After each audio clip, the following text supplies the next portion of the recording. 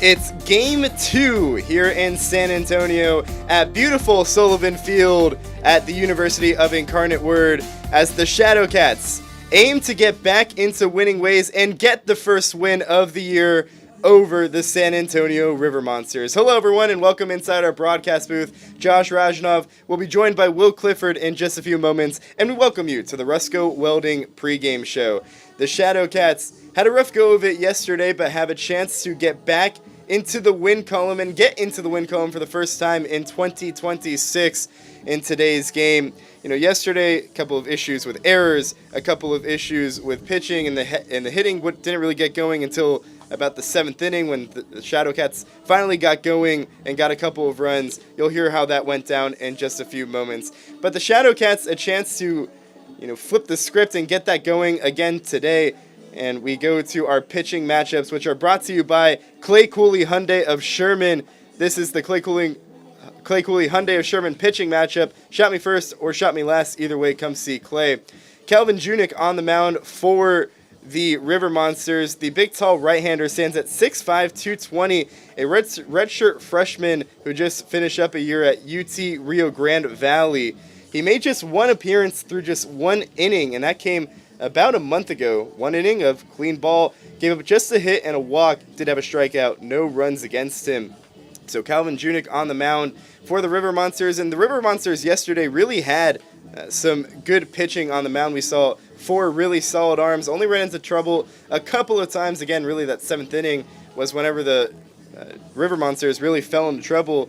But pitching overall so far between these two teams, both have been great. And for the Shadowcats going today on the bump, it is Spencer Bass, also a big, tall, lengthy right-hander, stands at 6'4", 190 out of the University of Arkansas, Fort Smith.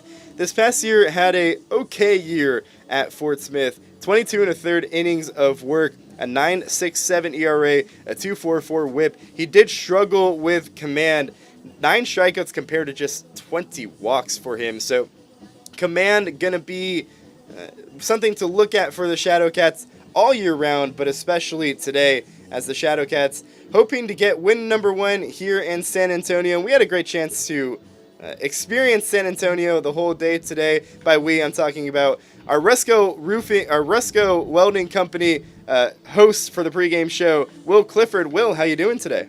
Hey Josh, how are you? It's fun here. San Antonio, it's been a great time. Today we got to see the Alamo. We ran into some stars on the Riverwalk. We ran into Charles Barkley. That was great. So a really fun day today, a good start, or I guess second day, last day of our trip here in San Antonio, but a great city, a beautiful city nonetheless that I have never been to. We've really seen a lot of good things today. We saw, we got to go to the Alamo, which was really cool, and then we got to, go experience San Antonio, walking the Riverwalk. And we were kind of joking around all day if we would see, anyone. Because obviously ESPN here for the NBA Finals, getting set to tip off in less than an hour here in San Antonio. We were like, okay, maybe we'll run into Charles Barkley. And what do we know? We see Charles Barkley walking along the Riverwalk, which was pretty insane. That was hilarious. And he, is mildly infamous here in San Antonio, and he's going for a jog, and we run into him. Oh, hey, Chuck, how are you? Do you mind if we take a photo? And he was great about it, a great sport. And so, it was one of those things where it's like, it just levels it up with the fact that you see him in San Antonio with, his, inside the NBA feud with San Antonio. So it's kind of funny, I guess you can say that. A funny feud, a friendly feud nonetheless, and it was funny to see him today. And also, the Riverwalk is beautiful. Had some great food today. Had some great food. Was it Tito's for Tito's lunch, Mexican restaurant, which was really good. Thank you, Jenny Creech, for the recommendation. That was great.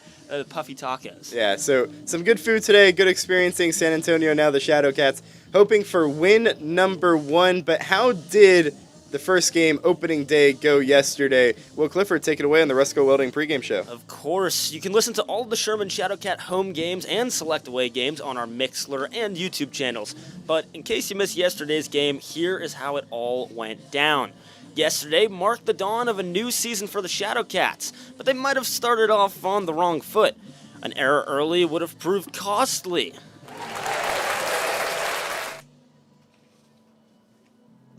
To the count and the pitch. This one hits slowly towards short. Haley comes in. Fields throws on the run. Inside. No! Ford dropped it. He lost it in the sun. He had it in his glove, and then it popped out. And a run comes home. Pruski trots home from third, and the River Monsters strike first. It's 1-0 here in the bottom of the first.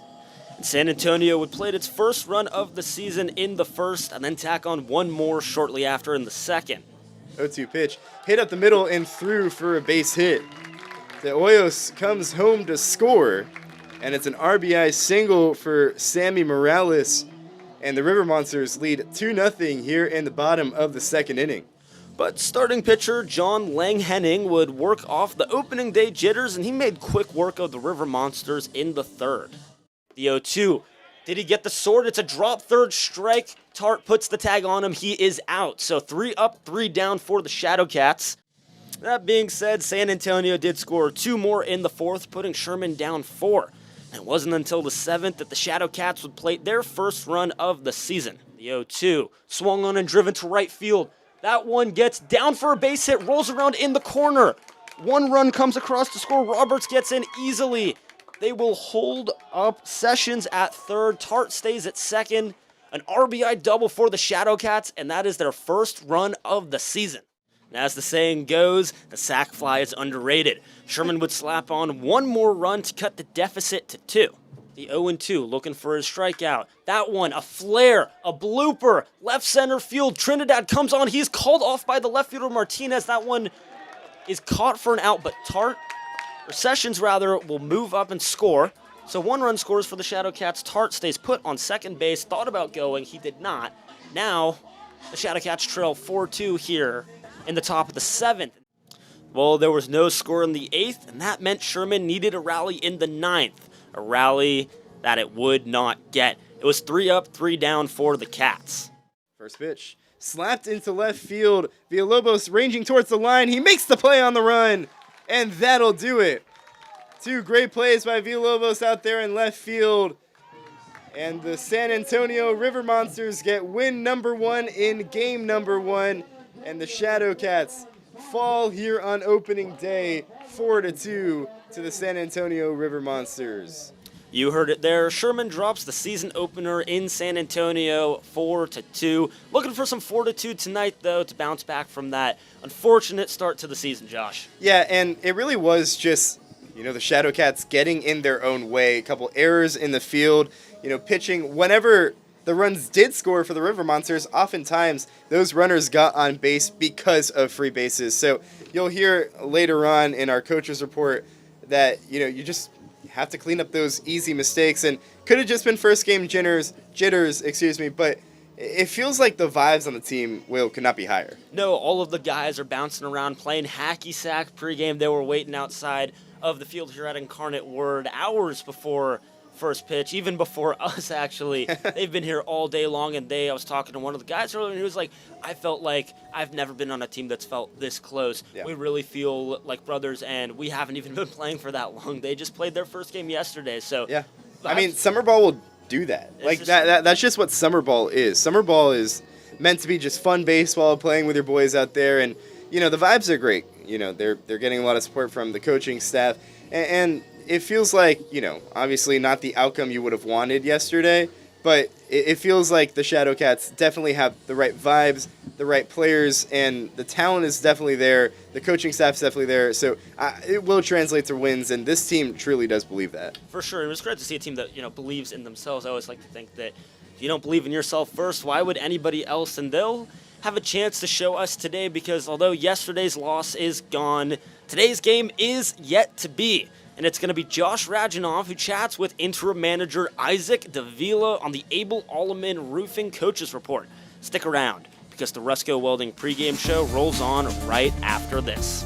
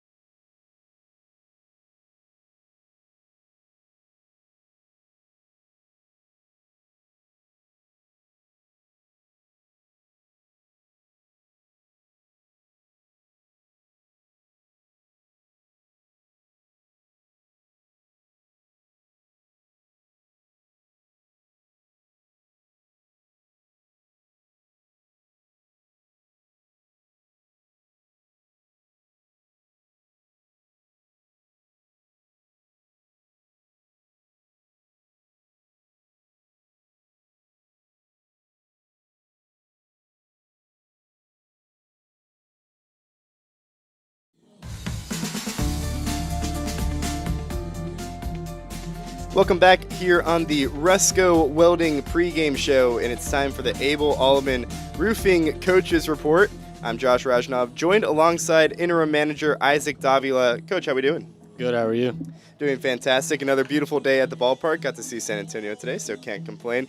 Coach, overall, not the outcome you could have hoped for yesterday, but first collegiate managing job for you. How did it feel being a manager for the day? Honestly, man, I felt really good. I had a lot of good talks with some people that have some managerial experience before, like Coach Barry and my former head coach that I have now.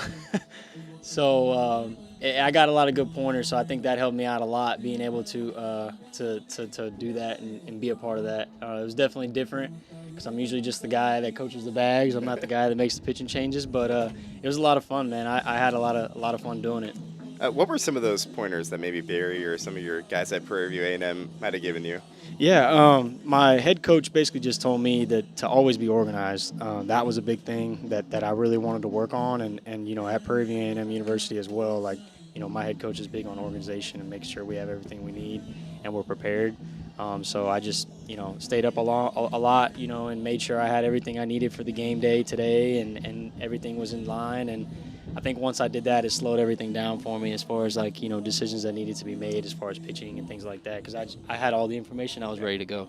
And the pitching, quite honestly, was pretty good yesterday for the Shadowcats. A couple of issues where walks became an issue. Just overall, how would you assess the performance on the mound yesterday for the Shadowcat pitching staff? To be honest, man, I thought we did great on the mound. Obviously, there were some things that we could have cleaned up. Obviously we could have got ahead on some counts. We kind of fell behind at times.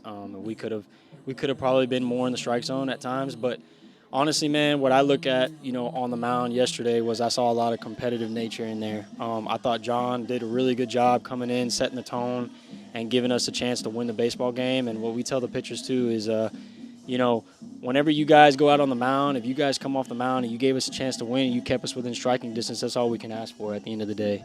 And today, Spencer Bass going on the mound for the Shadowcats. What can you tell us about him, his arsenal, and what does he bring on the mound? Man, he's gonna have some stuff to him. He's gonna attack the strike zone. I think he's gonna do pretty well today. I think he's going to do a good job inducing a lot of ground balls and getting a lot of fly balls. He's going to try and pitch to contact is what I've heard is that he's going to try and do. So I'm excited to see what he's got to do. I'm excited to see what he's going to bring to the table for us today and see if he can put us in another position like John did yesterday to get us to win a baseball game. Spencer pitches to contact, chatting with interim manager Isaac Davila ahead of today's game with the River Monsters.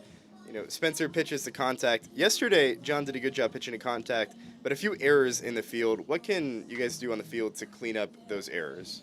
Yeah, man. Honestly, I think yesterday there was a little bit of opening day jitters. I believe that some guys tried to do too much and just tried to do something that they didn't really need to try and do, and just trust their training and understand that they're good enough to make the plays and they don't have to do anything special. But I think after yesterday, today it's going to be a little bit better. We're going to clean some things up, or we're going to roll out some new guys today to see what other guys have to offer. I'm excited for today. I think we're going to build from what we did yesterday, and it's going to be a good day today. And playing off that, building on yesterday, later in the game, the bats seemed to wake up a little bit more. Just overall, what did you see from the bats yesterday on opening day? Where do you see that needs to improve?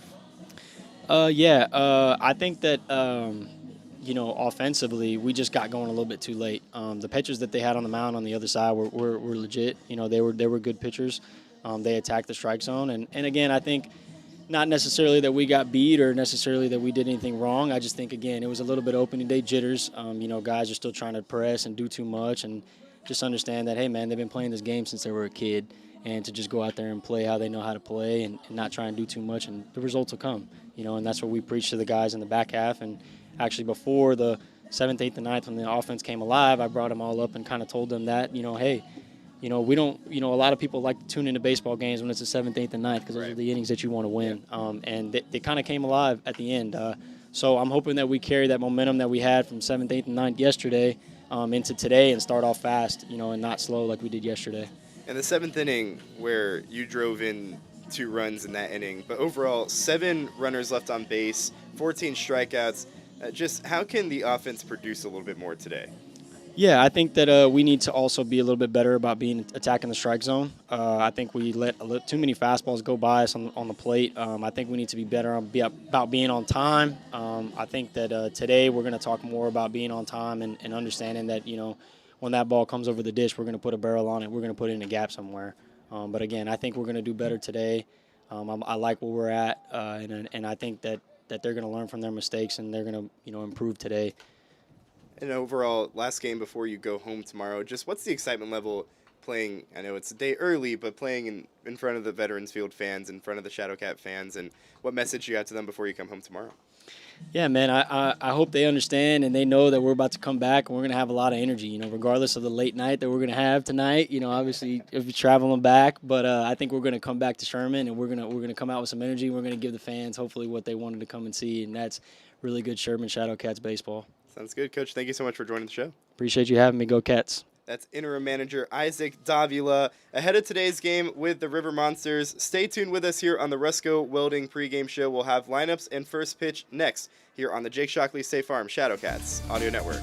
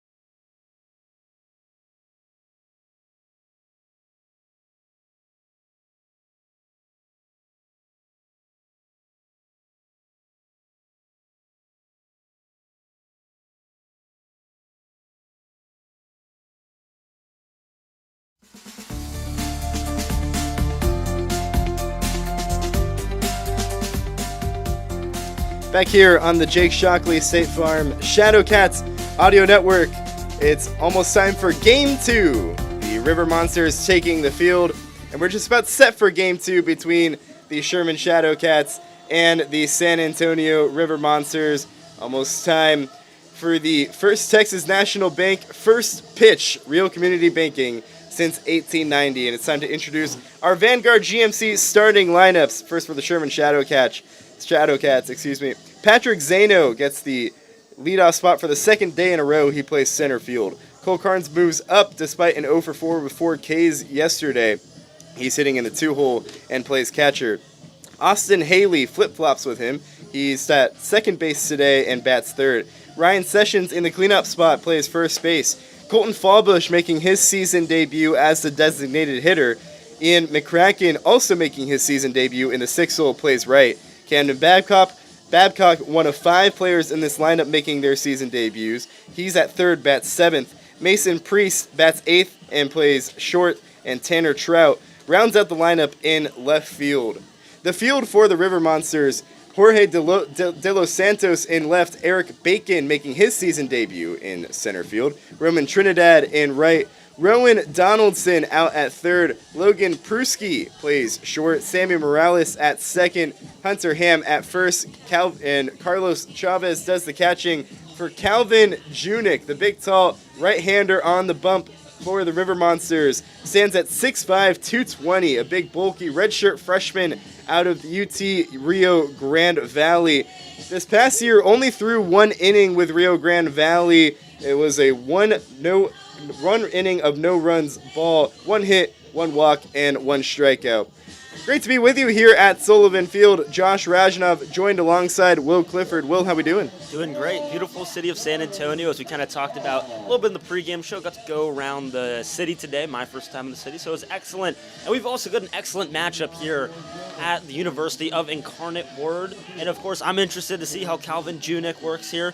He's got a fastball that can get up to the low 90s, and he's got a lot of spin rate on that. And his off speed, I'm looking out for his slider, which sits at around 78, 79, but has a lot of motion. He goes into the line. First pitch to Zano is on the outer half, and we're underway here at Sullivan Field.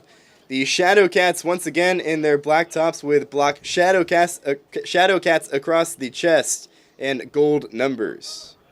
The 0-1 misses high. The River Monsters once again in their baby blue tops with underlined San Antonio across the chest and white pants, gray pants for the Shadowcats. 1-1 the count to Patrick Zano. And the pitch misses up, and the count's 2-1, two straight misses in the same spot for Junik. Zano yesterday went 1 for 3 with a walk, coming off a great year at Odessa where he hit about 350. 2-1 the count to the lefty in the box. And the pitch misses high. Junik consistent with that miss up and away to the lefty, so arm side high. And Zano just kind of signaled over to the Shadowcats dugout that the pitch is kind of coming up on them, signaling what that slider might look like. 3-1. One on the outer half, and the count runs full. Zano doing a good job in the leadoff spot. Was there yesterday, talking to him during batting practice today. He says that he wants to be there every day, just trying to get on base for his guys. Payoff pitch. Big swing and a miss. Strikeouts were an issue yesterday for the Shadowcats, had 14 of them. And starting off today with a strikeout of Patrick Zano, first out of the game. No score here in the top of the first. Good job by Junik to come back in that at-bat after being down in the count 3-1. 2 straight strikes to strike out Zano. Brings up Cole Carnes, and first pitch he sees misses up and away. Carnes had the golden sombrero yesterday, 0 for 4 with 4 Ks. One of 2 guys on the Shadowcats to do so. 1-0 the count to him. Junik comes home, misses high. I talked to Carnes about what he wants to do to try and fix that after the 0 for 4 performance yesterday. He said he felt like he got out of his approach, wasn't swinging at pitches that he should have, and started swinging at pitches that he shouldn't have, so just wants to flip-flop that. 2-0. Swings and lines this one off the glove of Ham at first. He corrals it, flips it over to Junik covering, not in time to get Carnes. It's his first hit of the year as he sent a line drive just over the head of Ham. He was able to knock it down. It caromed just behind him. He flipped it almost in time to get Carnes, but instead it's a one-out single, and Cole Carnes has his first hit of the year, and a runner on first for Austin Haley.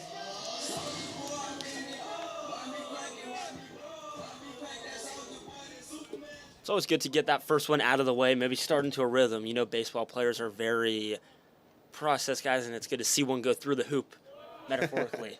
First one to Haley, misses low and away. Yeah, it's always good to get the first one off your chest. I remember when I played, it was always like, just get the first one, just get the first one. It's like, you got it, now you can get into a rhythm. And we're too early. Process-oriented. We're too early for anybody to be in a slump, but then once someone inevitably, unfortunately, knock on wood. The 1-0, line into left field right at De Los Santos. He drops it! He just completely whiffed on it. He's able to pick it up, get it back into the infield. And Haley reaches first on an error. Carnes moves up to second. It was a line drive out to left by Haley, but one that was right at the chest of Santos, and he just whiffed. And Santos yesterday made a little bit of a throwing error at third. It might not have been ruled as a throwing error, but he fields it and takes a weird hop and slings over to first. Of course, misses his target. And then the Sherman runners advance here. You see him making an error out in left field, just making a poor play on the ball. So Shadowcats in business. First pitch to Ryan Sessions, misses up and away. Uncharacteristic for Santos out of Lubbock Christian. Just not a guy who you would usually see errors from. Now, he's listed as an infielder and a catcher, so he gets to start out in left field, but, I mean, that ball was right at his chest. Wouldn't know the count to Sessions and the pitch. That went below the zone. De Los Santos also ended the game yesterday in left field, so he's not foreign to the position, but maybe needing some work. You see some guys going infield to outfield, and it doesn't translate quite as seamfully as you would think. Or Maybe different glove or something. So we know the count in the pitch. Misses high, 3-0 to Sessions. Yesterday went 0 for 2, a walk, a hit by pitch, and a strikeout. Ahead of the count, 3-0 here, as the Shadowcats trying to get runs early in today's game, contrary to yesterday. First scored in the 7th, a 3-0. Below the zone, 4-pitch walk offered to Ryan Sessions. Has to be so frustrating for Junik, who thought that he would have gotten an out last batter. Instead has bases loaded and 1 out. And now gonna get a mound visit from Ruben Felix, the manager of this River Monsters squad, and the entire infield's gonna come in. And I'm sure he might have probably wanted to pull the outfield as well. It's very possible. I mean, you get an error there. It's unfortunate, but his pitcher's also missing his spot. That was a 4-pitch walk, and Junik is a guy who's got a good spin rate, upwards of 2,200. But when you have pitches with that much motion, sometimes you're missing your spots, and it can be electric if you're finding the zone. But when you're not, situation like right now, early on, your pitch count is going up, and you're putting guys on base against a team that was no hit until the 6th yesterday. Yeah. So Felix departs the mound as the base is loaded for Colton Fallbush, making his season debut for the Shadowcats out of Indiana South Bend. Fallbush has been rehabbing a shoulder up until today, so first game action for him after a little time out. And a golden opportunity for the Shadowcats to strike first here in the top of the first. 1 out, but the bases full of Cats. Junik comes home. Pitch misses high. Junik has missed in that spot pretty much every single time, just not getting on top of his fastball. Sometimes that's a matter of, maybe you think about adjusting your release point. Of course, it's dangerous to tinker mid pitch, but might be something to look at. 1-0 and the pitch. This one hit sharply back up the middle. Bruschi ranges over, fields it, throws to first in time. He touches the bag himself, throws to first. It's an inning-ending double play, and a perfect opportunity goes awry for the Shadowcats as they can't get any runs. Bases loaded, 1 out, an inning-ending double play. No runs on a hit and 3 runners left on base. We go to the bottom of the first, no score. You're listening to Sherman Shadowcats Baseball on the Jake Shockley State Farm Shadowcats Audio Network.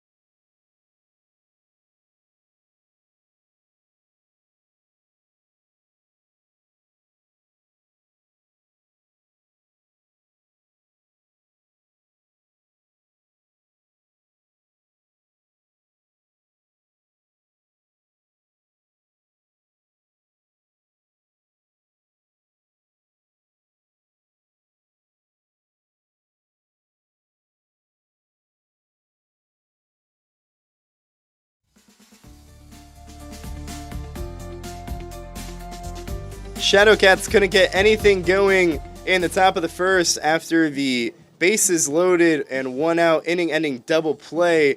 So now they go on defense and face the second half of our Vanguard GMC starting lineups for the River Monsters.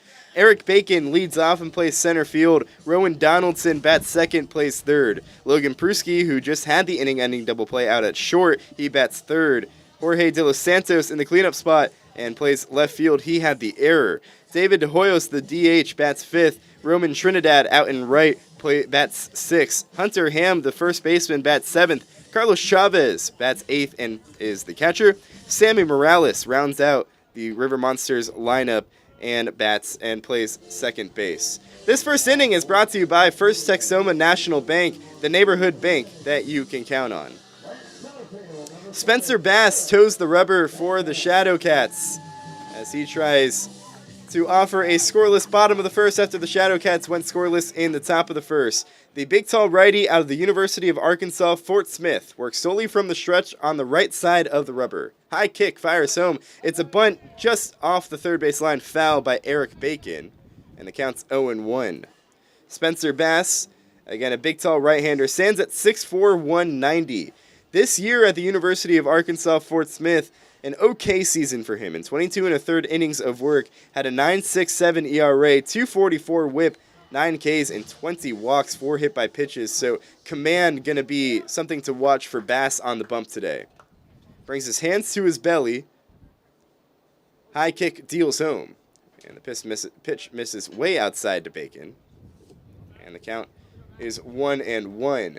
Eric Bacon, an electric player out of Pittsburgh State. He set the single season hits record for Pittsburgh State this past year with 95 hits, hit 404 on the year. 1-1 the count, and the pitch misses away. Had a 491 on base percentage, a guy who just flat out hits.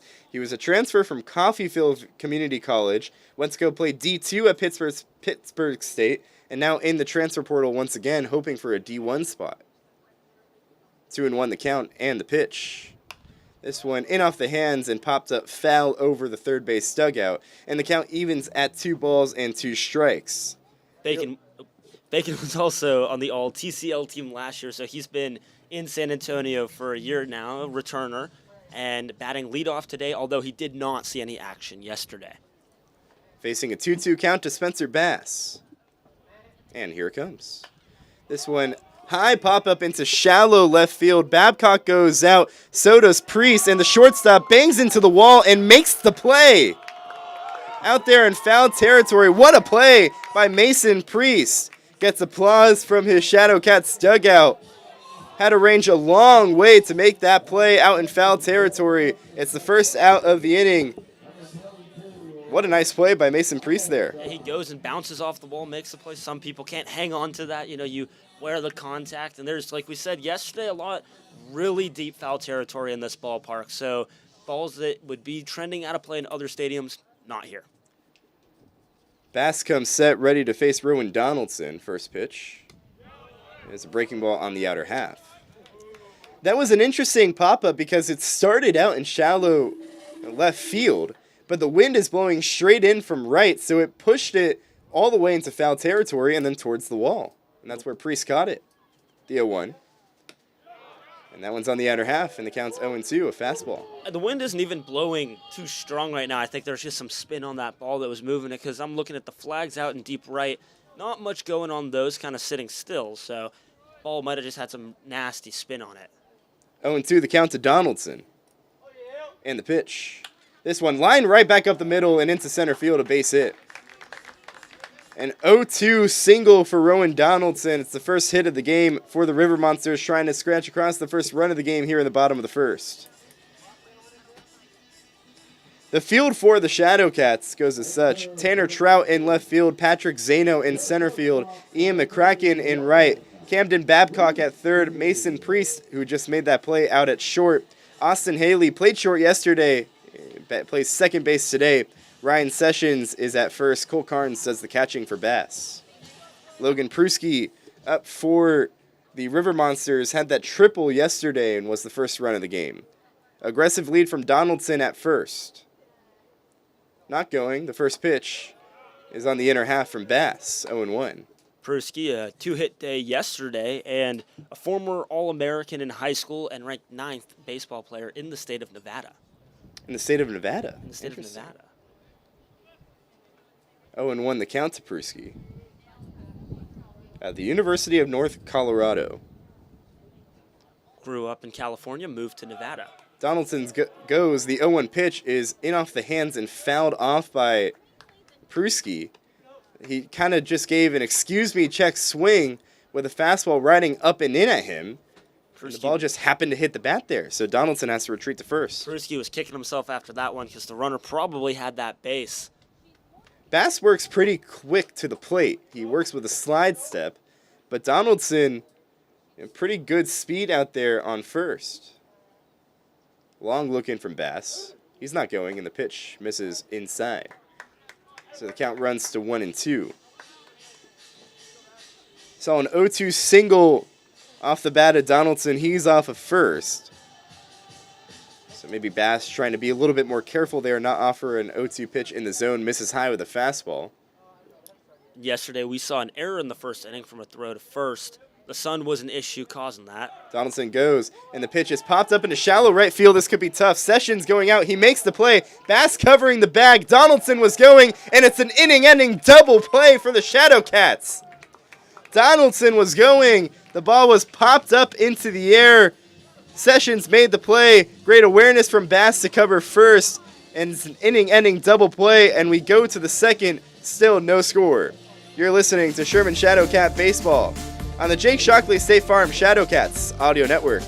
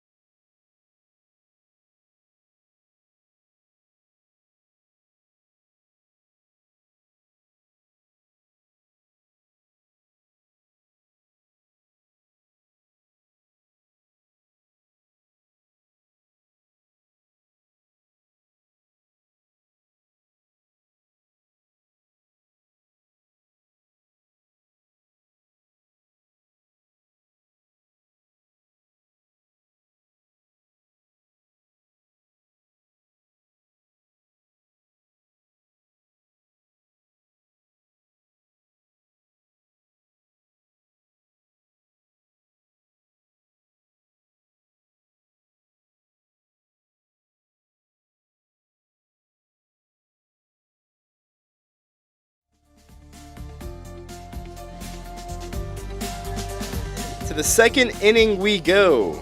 This second inning is brought to you by Wall to Wall Cleaning, the premier commercial cleaning solution for Grayson County and the surrounding areas. We don't cut corners, we clean them. And the Shadowcats hoping to get going here in the second inning. Ian McCracken, Camden Babcock, and Mason Priest stew up. First pitch from Junick at the bottom of the zone. And the count is 0-1 to Ian McCracken, making his season debut for the Shadowcats. The 6'3", 190 sophomore out of the University of Arkansas Monticello. 0-1. Waves and misses at a fastball above the zone. And the count's 0-2. At school, he only had 9 at-bats, went 1 for 9, did have an RBI, and 5 strikeouts. McCracken also did not make an error, had a 1,001, depending on how you look at percentages, fielding percentage. The 0-2 misses inside. The count's 1-2. When you're reading that, do you think you see... I say 1,000. You say 1,000, Yeah. okay, because I've heard people say, well, I went 1 there. I don't know. I feel like To each their own. 1,000 makes the most sense. 1,000 Whenever a guy's hitting 1,000, he's hitting 1,000. That's whenever I say. This is true. The 1-2. Swung on and missed. Junick makes quick work of McCracken. His second strikeout of the day. There's one gone here in the top of the second, no score.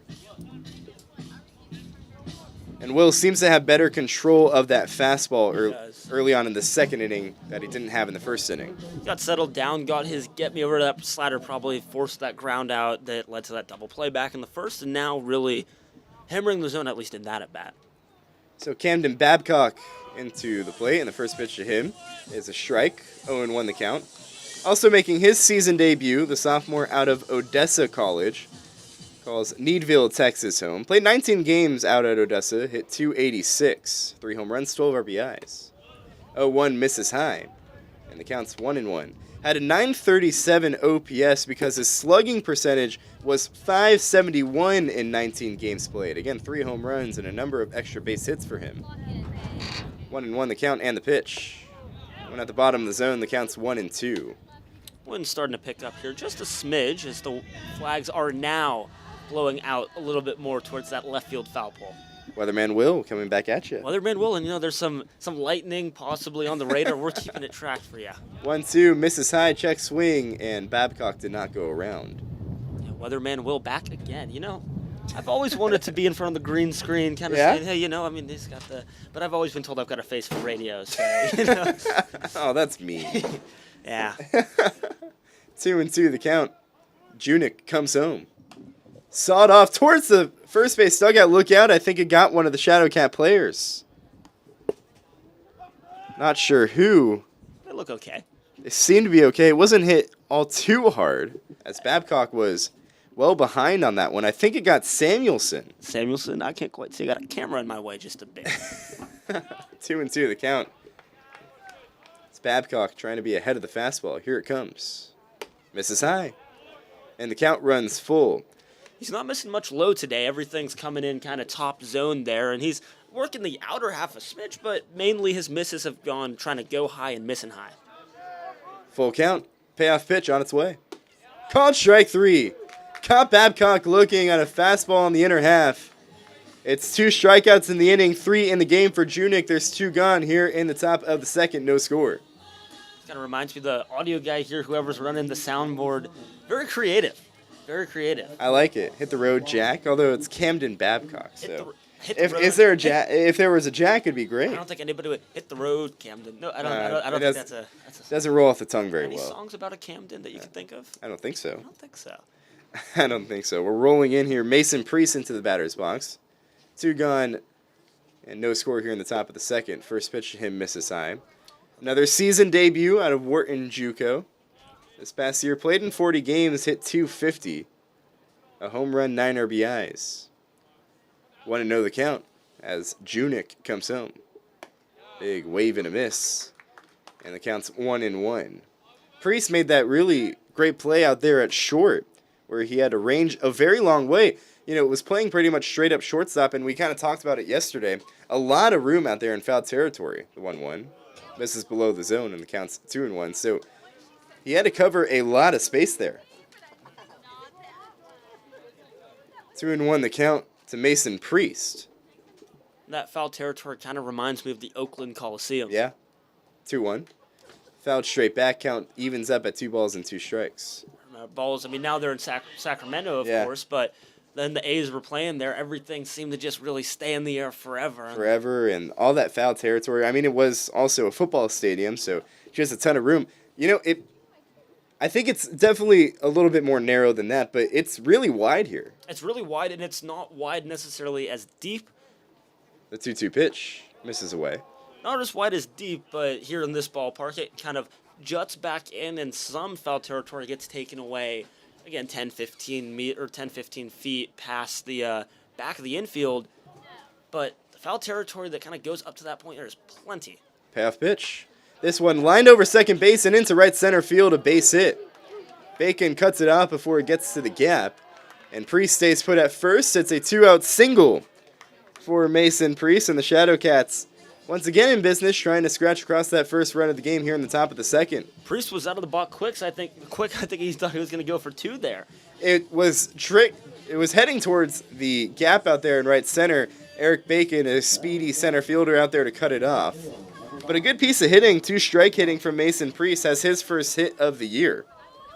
And that brings up Tanner Trout, the lefty in the box. Priest, a big lead off of first. Pickoff over to first, gets past Ham.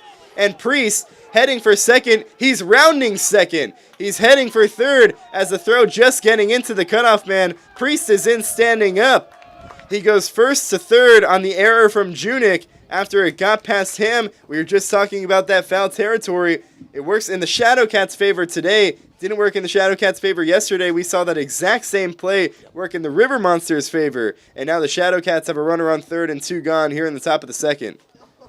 Took them until about the 7th or 8th inning to get a runner over to third. Last game today, early batters on base, attacking early, something that I know the players were talking about pregame, and they're doing that right now. And a big opportunity for Tanner Trout, who sees the first pitch. This one popped up over our heads foul. And the count's 0-1.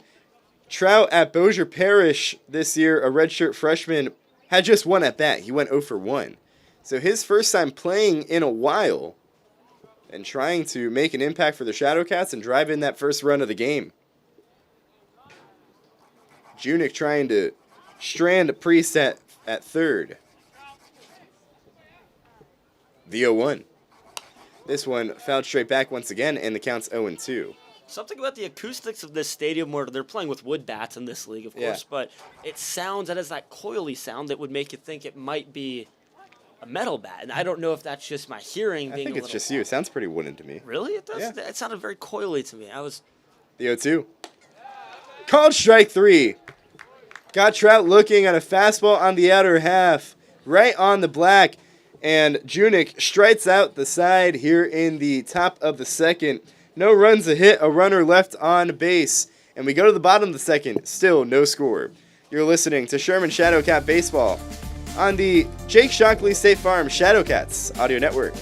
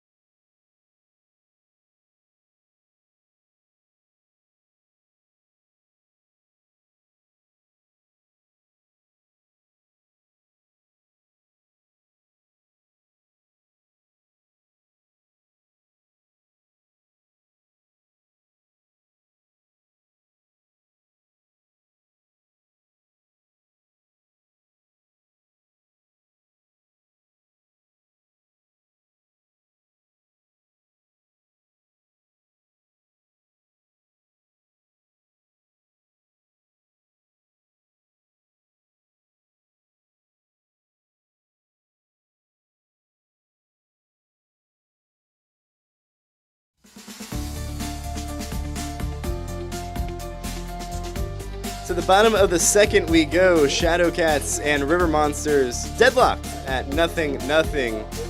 As Spencer Bass back out for another inning of work. He'll face the middle third of the River Monsters. Jorge De Los Santos, David Oyas, and Roman Trinidad. Bass back out after he faced the minimum in the first. First pitch, Santos goes waving and missing at a fastball. Might have been just above the zone. 0-1 the count. Went 0 for 3 yesterday with a walk and a strikeout.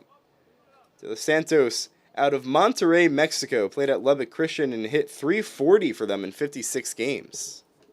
Santos, the one with the error out in left field earlier. The 0-1 misses up and in, and the count's 1-1. Played for Lubbock Christian this past year. Again, hit .340, 8 home runs, 51 RBIs. Had an OPS at 1.006. 1-1 the count to him, and the pitch. This one, a breaking ball that front doors him in the zone, and the count's 1-2. A transfer from New Mexico Community College, where he hit .385 in his sophomore year there, a home run, 34 RBIs, so wherever Santos goes, he just hits. 1-2 the count to him, and the pitch. This one fouled straight back, and the count remains 1-2. Bass, on the other hand, we mentioned the command issues for him this past year at the University of Arkansas Fort Smith, where he had 20 walks. But early on, he's been in pretty well control of the zone so far. Got that double play ball back in the first, which really got him out of that one, although he let a walk on. 1-2 misses low and away. You can live with the hits. It's more the walks that you want to limit, and so far there haven't been many 3-ball counts. Facing a 2-2 count here to Santos. And here it comes. This one popped straight back foul, and we'll do it again at 2-2. So Santos tough guy to put out. Santos comes in with a very open stance as well. He's not necessarily meeting the pitcher head on. He's kind of bouncing on that front foot just a little bit, kind of closing up as the pitch comes in. 2-2.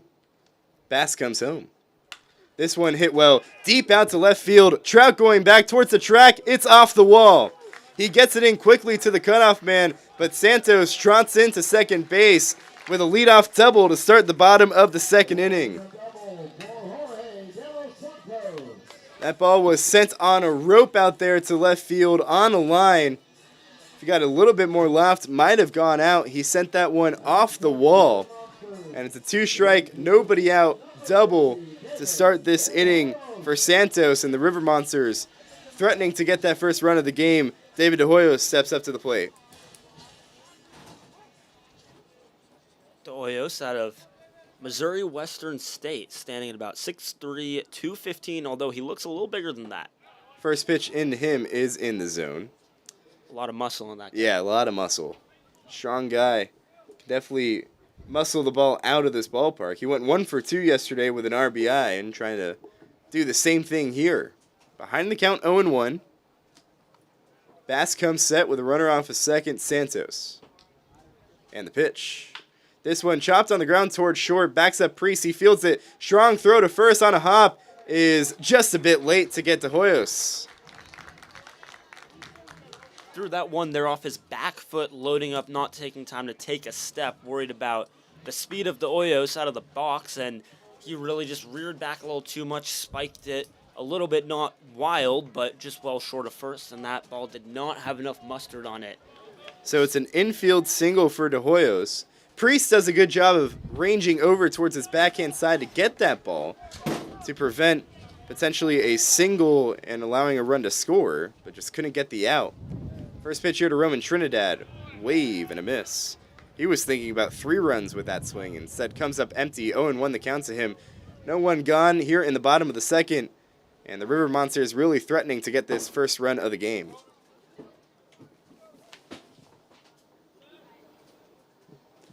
The 0-1 pitch misses low and away. And the count evens at 1 ball and 1 strike to Trinidad. Went 0 for 3, 2 strikeouts yesterday out of New Mexico JUCO. Had a great year there where he hit .404 in 54 games.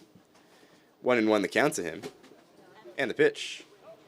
Breaking ball below the zone. And the count runs to 2 balls and 1 strike. So Bass in some trouble here in the bottom of the second after the first 2 guys have reached. A double by De Los Santos and an infield single by De Hoyos. Bass comes home with a 2-1. This one line foul down the third base line. And the count evens at 2 balls and 2 strikes. Trinidad, no stranger to bringing guys in. 54 RBIs for New Mexico JUCO this year, so really good with runners in scoring position. Average an RBI per game that he played in. 2-2 the count. And the pitch. Santos goes from second. The pitch misses low, and no throw from Carnes, the catcher. It's a stolen base for Santos. De Hoyos didn't get onto the trend. He stays put at first. So now runners on the corners and a full count here to Trinidad.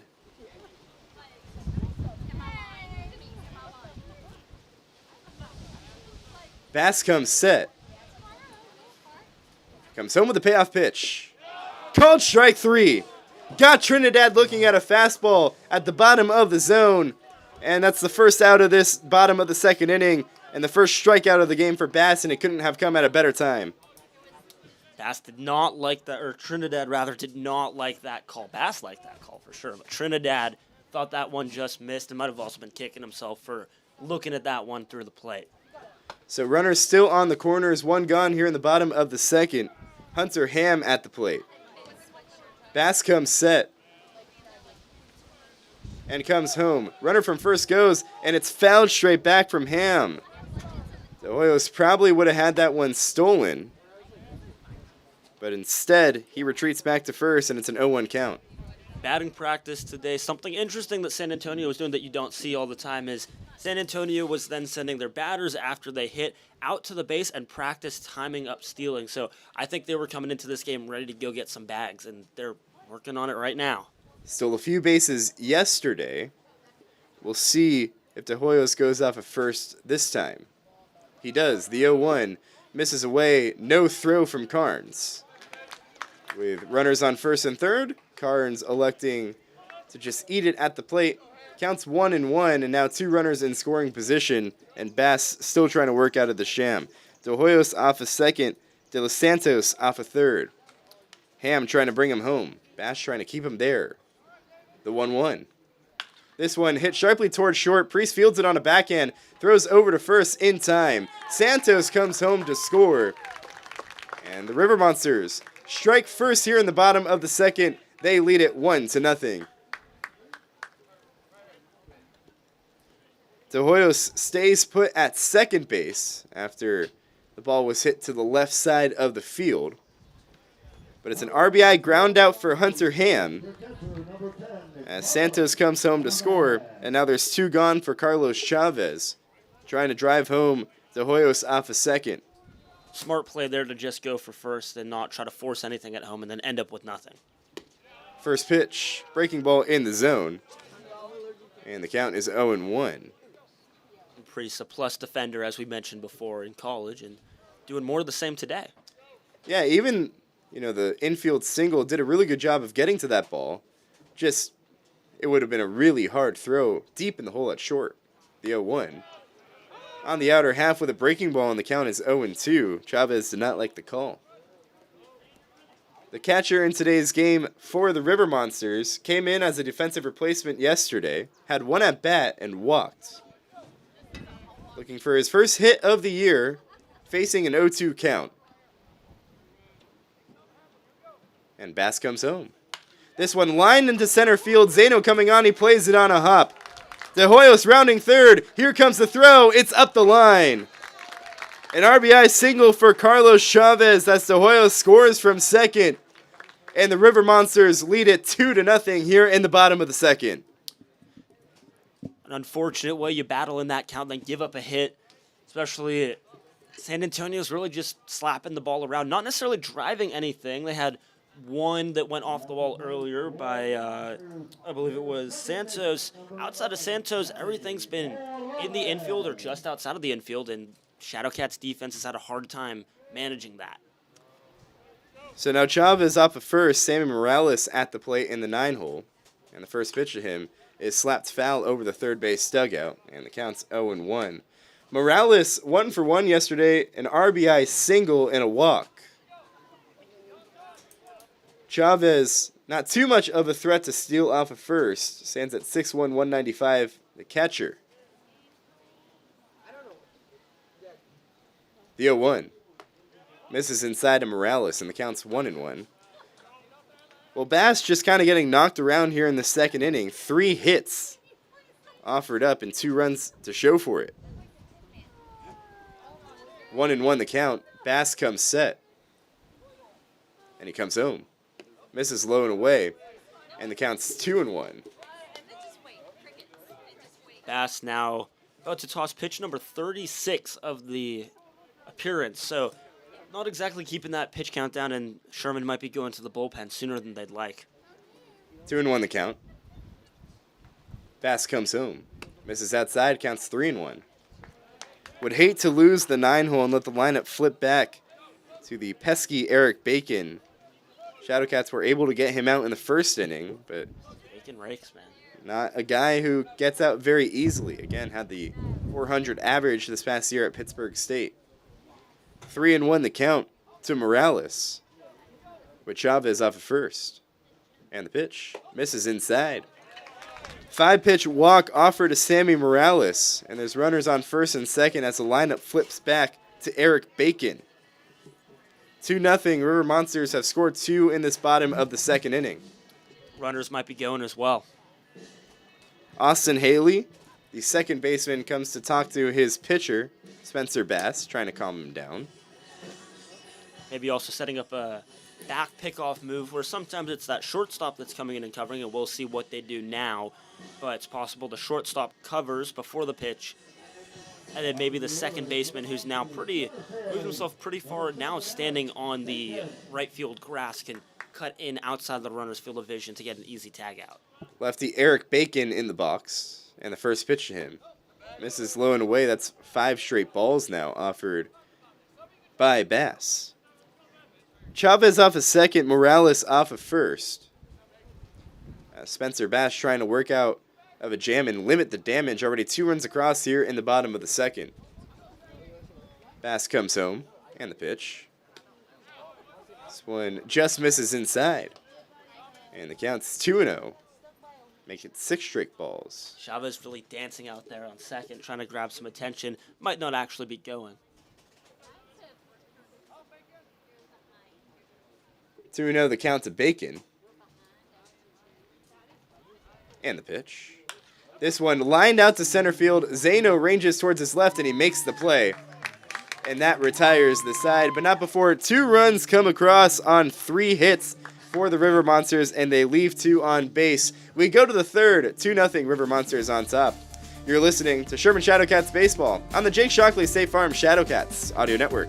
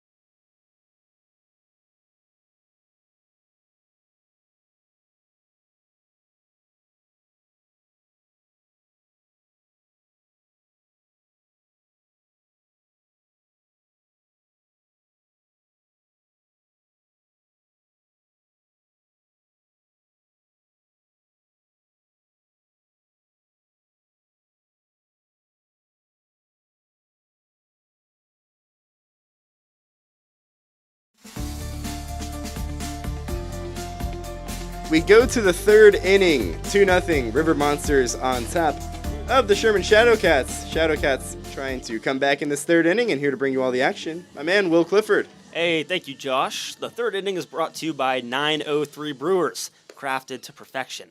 Please drink responsibly. All right, well, staying on the mound for San Antonio, it's going to be Junick, and he faces the first Shadowcats batter, which is the top of the lineup, Patrick Zano. It'll be Zano, Carnes, and Haley due up for your Sherman Shadowcats. The lefty steps into the box, makes eye contact with Junick, and away we go here in the top of the third. First pitch, a big swing by Zano. Misses everything. No balls, a strike. Sherman trailing by 2 here as we begin the top of the third. Yeah, Zano was thinking about cutting the deficit in half with that swing. The 0-1, low and inside, bounces away from catcher Chavez. So count moves to 1-1.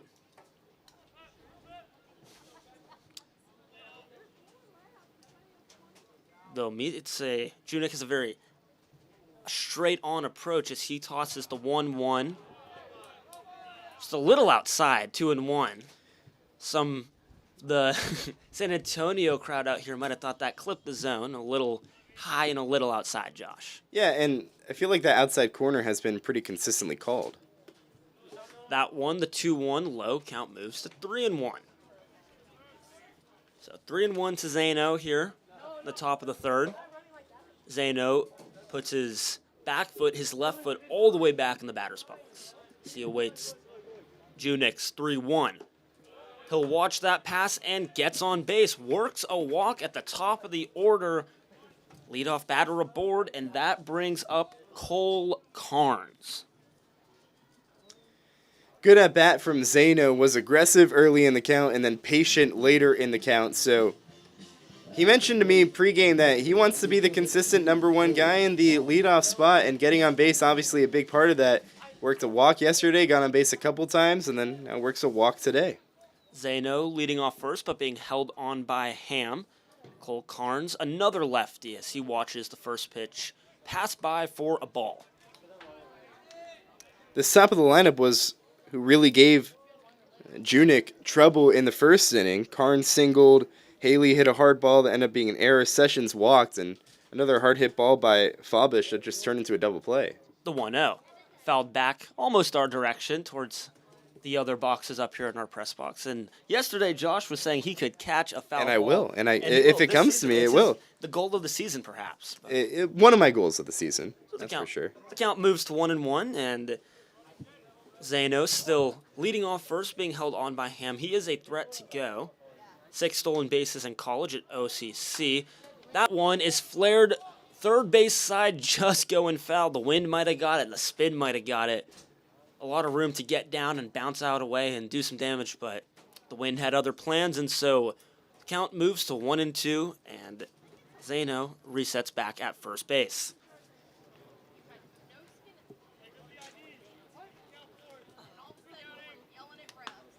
Junik's got the arm down, his right arm, his throwing arm, similar to the way Craig Kimbrell kind of holds his arm out, although Kimbrell holds the ball in the other hand. The 1-2 is high and up. A little wild there, count even at 2-2. And a good job by Chavez, the catcher that time, who had to kind of jolt up out of his catcher spot and make sure he got that one before it went to the backstop and keeping Zeno off at first. Junik's been missing high a handful of times here. The set and the pitch. Just outside, the count goes full.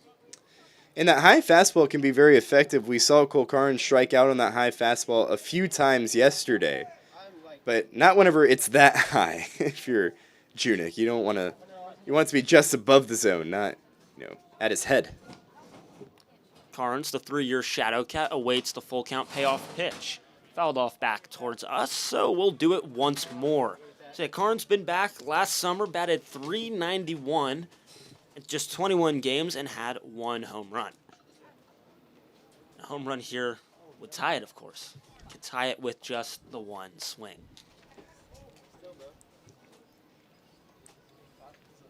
The payoff pitch.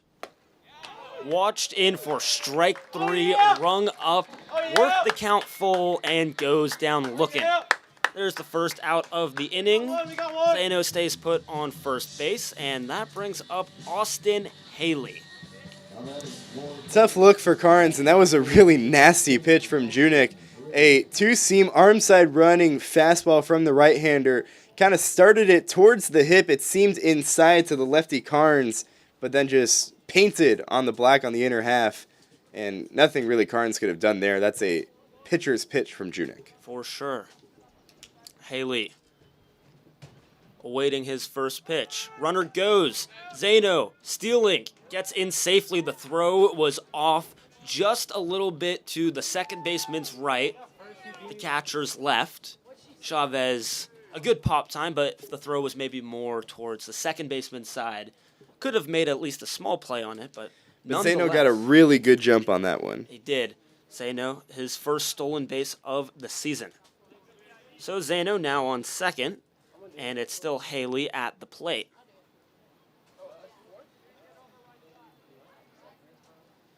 The pitch. Breaking ball, a half-checking swing to third base. Donaldson checks the runner at second, now goes over to first, sends Haley down. So a ground out, unproductive, maybe an unintentional half swing there. Sherman's got 2 outs in this inning, trailing by 2. 2's all over the board. Yeah, it's tough for Haley as he did not mean to swing at that breaking ball and just kind of like a half swing. And a really good job by Donaldson as it was an aggressive secondary lead from Zeno. And Donaldson does a good job looking him back to second, making sure he can advance. So there goes the one righty in this top half of the order. Now it's back to a lefty, Ryan Sessions, who watches the first pitch in low at his feet for a ball. Sessions, another third-year returner, last summer hit .281 with 2 home runs in 47 games played. Zano leading off second, taking a pretty hefty lead out there. The 1-0 is low, bouncing in the dirt. Zano will advance to third easily. So now another Shadowcat prowling at third base. Just 90 feet away to cut this deficit in half. And that's something that Isaac Davila, the interim manager, says that the Shadowcats just need to execute a little bit better with the bats, just driving in runners. Yesterday, 7 runners left on base. Today, already 5. So the Shadowcats just needing to get these runners home. Sessions still up in a 2-0 count. Watches another pitch in for a ball. So 3 balls, no strikes. My favorite game. Josh, does Ryan Sessions have the green light? I don't. He might have it, but I think Sesh will probably take here. He's a very patient hitter at the plate. We'll see if he does. The 3-0. Right down the gut for a strike. So pitcher might know in that situation, hey, you might lay off here. Let me just get one over the plate. And I think it's always a smart play to lay off 3-0. It's make him throw a strike. Nobody holding Zano on at third. He's starting to move himself down the line. The 3-1. Catches the zone for a strike, so Junik brings the count back full, and Sherman with 2 outs here need the ball in play to plate that run. See what happens with Sessions. Junik gets set. Kicks and deals the payoff. Check swing from Sessions. He did not go. Junik wanted an appeal. The pitcher calling for an appeal, a little unusual. You don't always see that, but that one was definitely high, and that swing didn't really come around. So He definitely didn't swing there. runners at the corners for the Shadowcats. Really good at bat from Sessions, and now another opportunity for Fallbush, who grounded into that double play. His first time up with the bases loaded. Now a golden opportunity to try and drive home the first run of this game for the Shadowcats. Saw Fallbush out of Decatur, Indiana, and he's the guy who's, like we mentioned before, coming back from rehabbing a shoulder injury and seeing his first live pitching here after taking some time away. He settles into the righty's batter's box, and the first pitch of the at-bat. In for a strike. I gotta say, this umpire is a little animated. Sometimes umpires are not as... I like it. As I do. I enjoy it too. Be happy, but I enjoy it. It's baseball. It's awesome. You can tell where my heart lies. The 0-1 to Fallbush. Runners waiting at the corners. Fallbush watches in for strike 2. Down quickly in a hole 0-2. Junik very patient. Not quick pitching anybody. He likes to take his time and get set on the mound out there. And now Fallbush needs to protect here with 2 strikes. Yeah, the Shadowcats just need to produce with runners on base.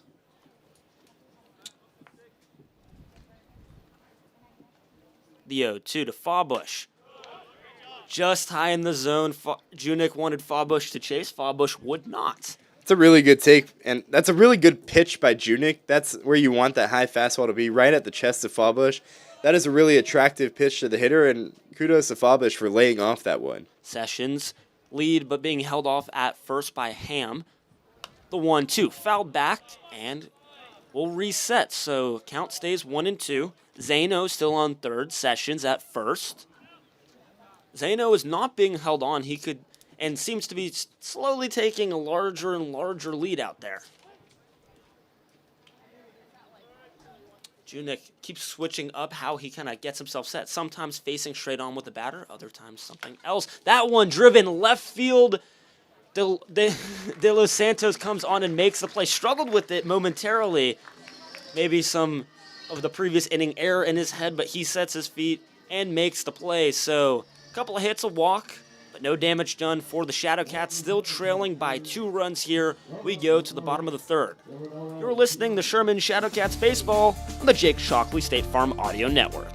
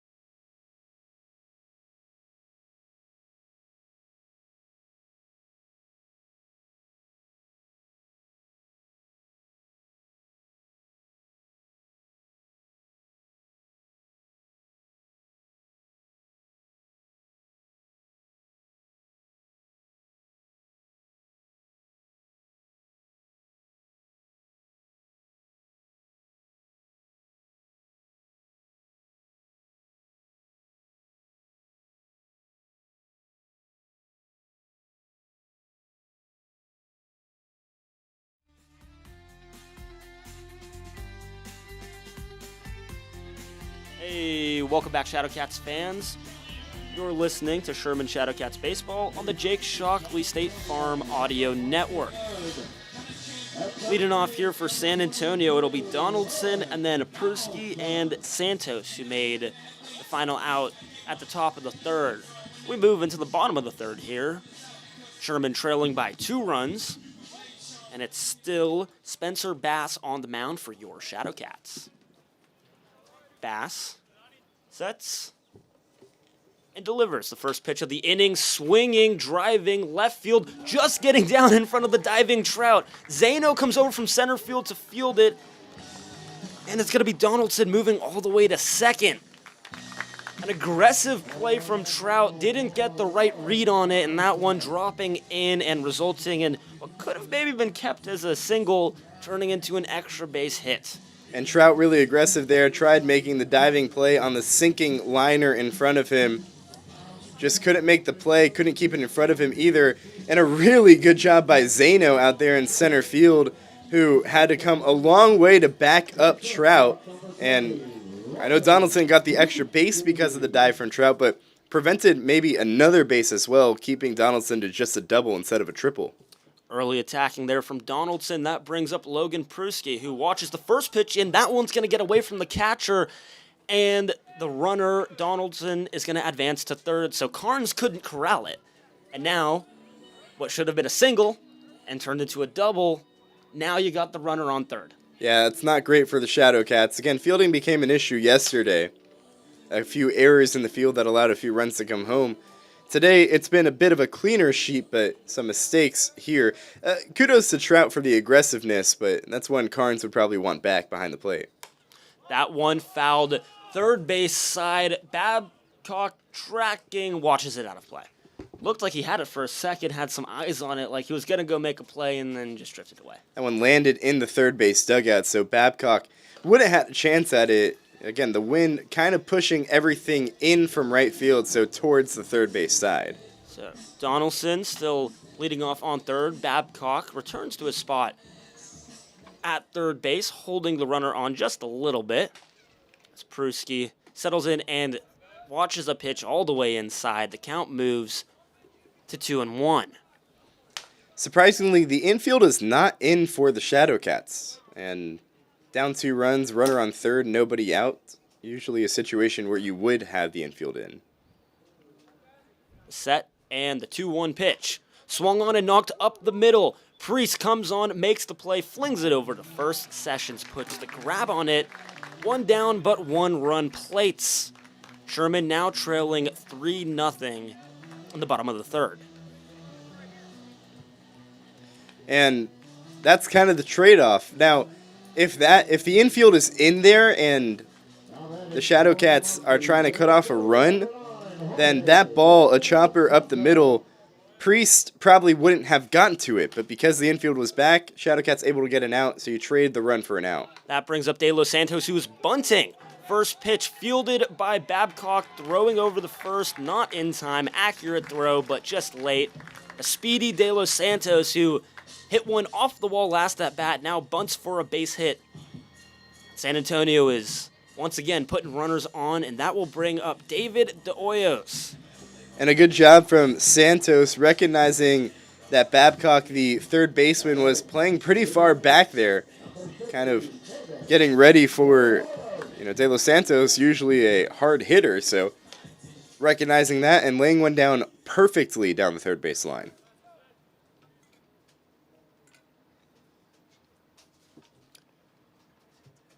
The 0-1 to De Hoyos. Knocked up the middle once more. Mason Priest, a busy inning. Glove flip over to second. The throw to first, not in time. Quick flip by Priest with the glove. Haley fields it, and the second baseman gets the out at second. So Santos goes back to the bench, but runner reaches first safely. So De Hoyos gets on. Teammate does not. Priest is nasty with the leather out there. He is. He's made a few really good plays for the Shadowcats today. He is undoubtedly a plus defender for Sherman. He was in college, still is here. That glove flip was nice. At first, I was like, is he getting too fancy? But I think if he took it out of his glove, the runner might have taken a little bit too long, yeah. So that brings up Roman Trinidad. The lefty watches the first pitch in for a strike.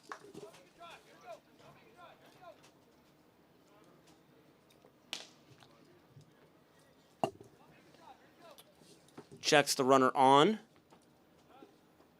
The 0-1 pitch from Bass. Missing outside, so 1-1 the count, 2 down here. The bottom of the third, San Antonio scoring 1 run. Bass just trying to get out of this inning, limit the damage. Doing a really good job of pitching to contact. Hoyos leading off first. That one knocked up the middle, back towards Priest again. He slings to first this time, and it's in time. Sherman gets out of the inning, but 1 run plates. It'll be McCracken, Babcock, and Priest. Priest, the fielder extraordinaire, due up for the Shadowcats as we move to the top of the 4th. You're listening to Sherman Shadowcats Baseball on the Jake Shockley State Farm Audio Network.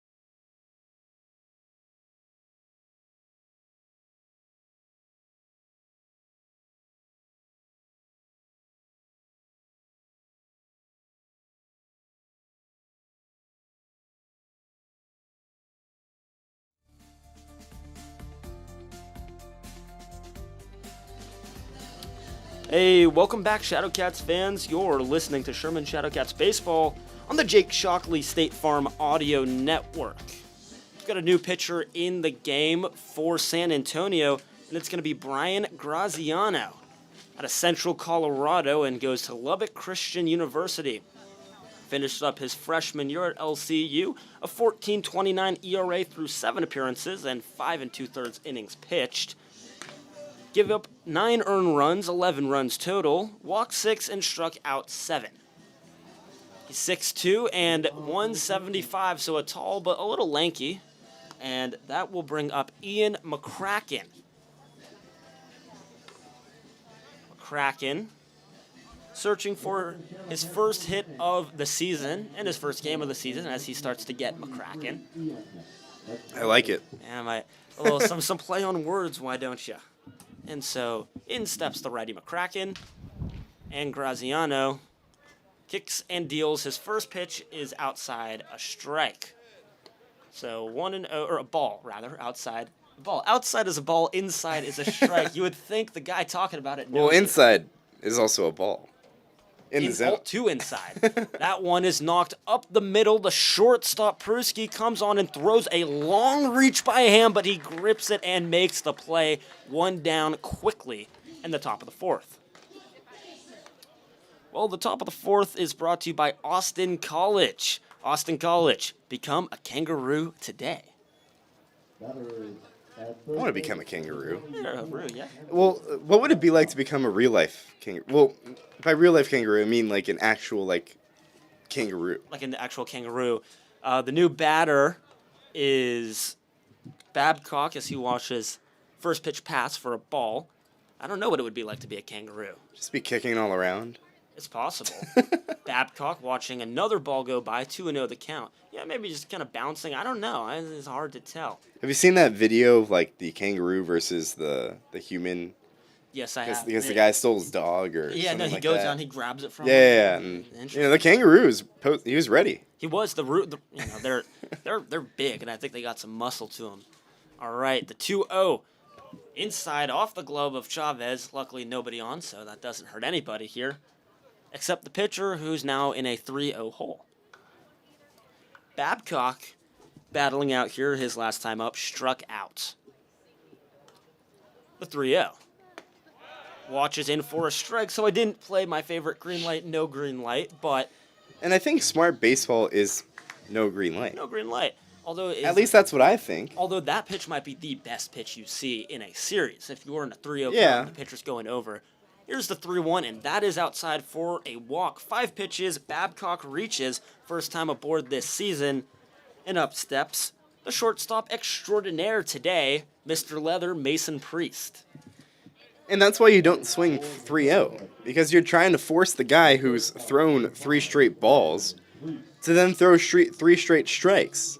And odds are, yes, the 3-0 pitch is probably going to be perfect. So will the 3-1 pitch. So it's good practice to take there. That first pitch is in the dirt. Babcock thinks about it at first, but he'll work his way back to the base. I mean, some of the best hitters in the major leagues don't even swing 3-0 ever. This is true. One of my favorite guys, Cody Bellinger, likes to sit 3-0. He's a great, smart hitter, and smart ball players also play for a long time. So these guys are just starting their careers.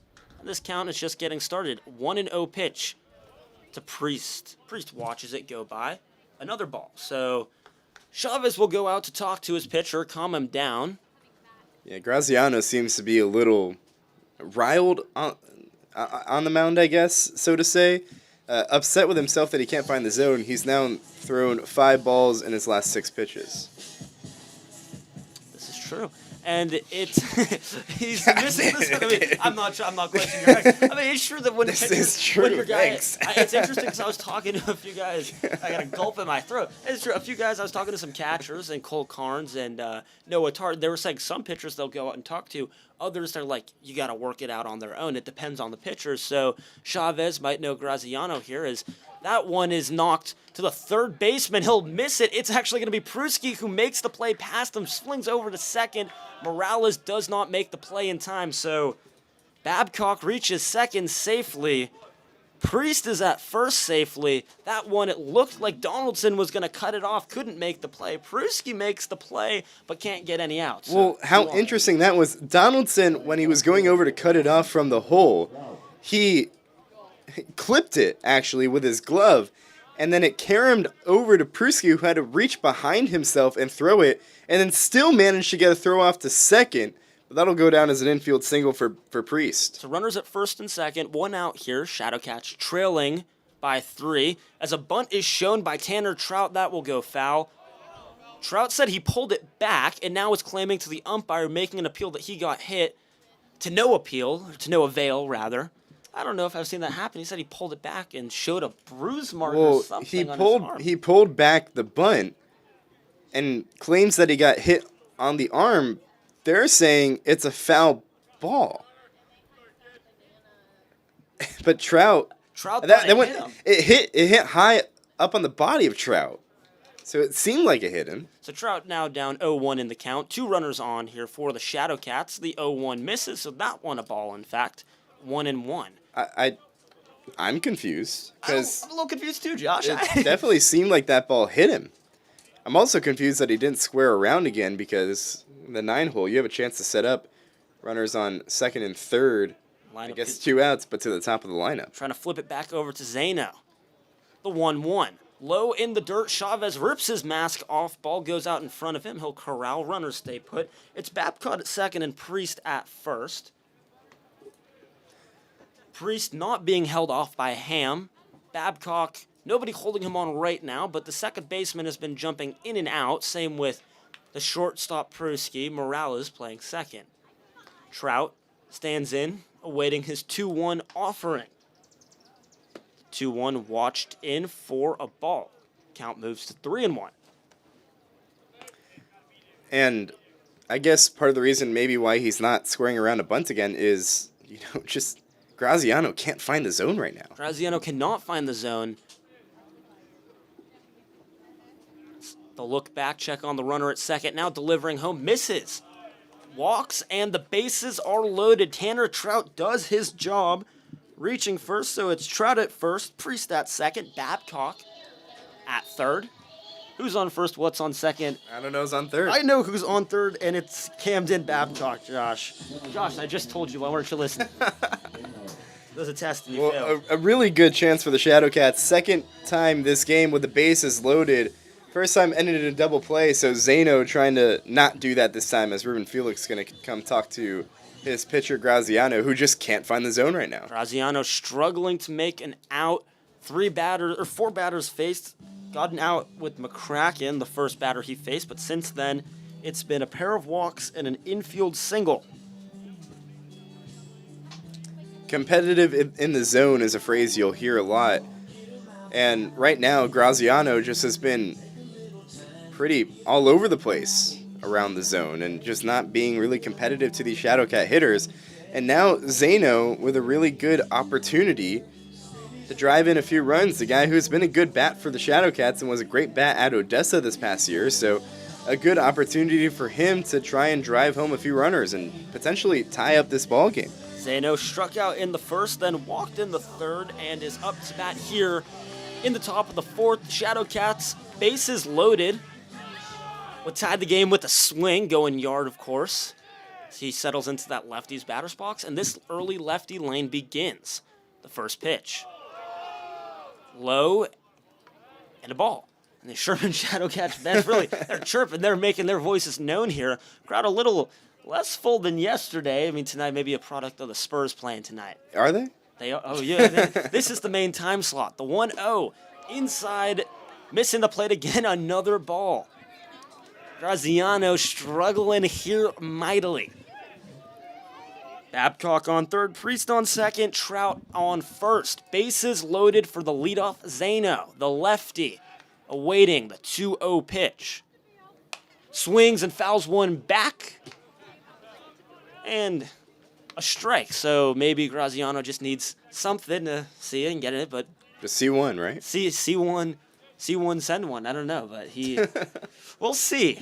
Patrick Zeno, of course, goes to Odessa College, one of the many. The 2-1 sends this one left field trending foul, does go foul. A lot of territory there, a lot to go wrong or go right, depending on how the wind likes. So if Mother Nature is your friend today, then that corner could be about a death sentence for the other team. Or if Mother Nature isn't your friend, then you're having some unsuccessful at-bats. Zeno, though, some really efficient at-bats going deep into counts.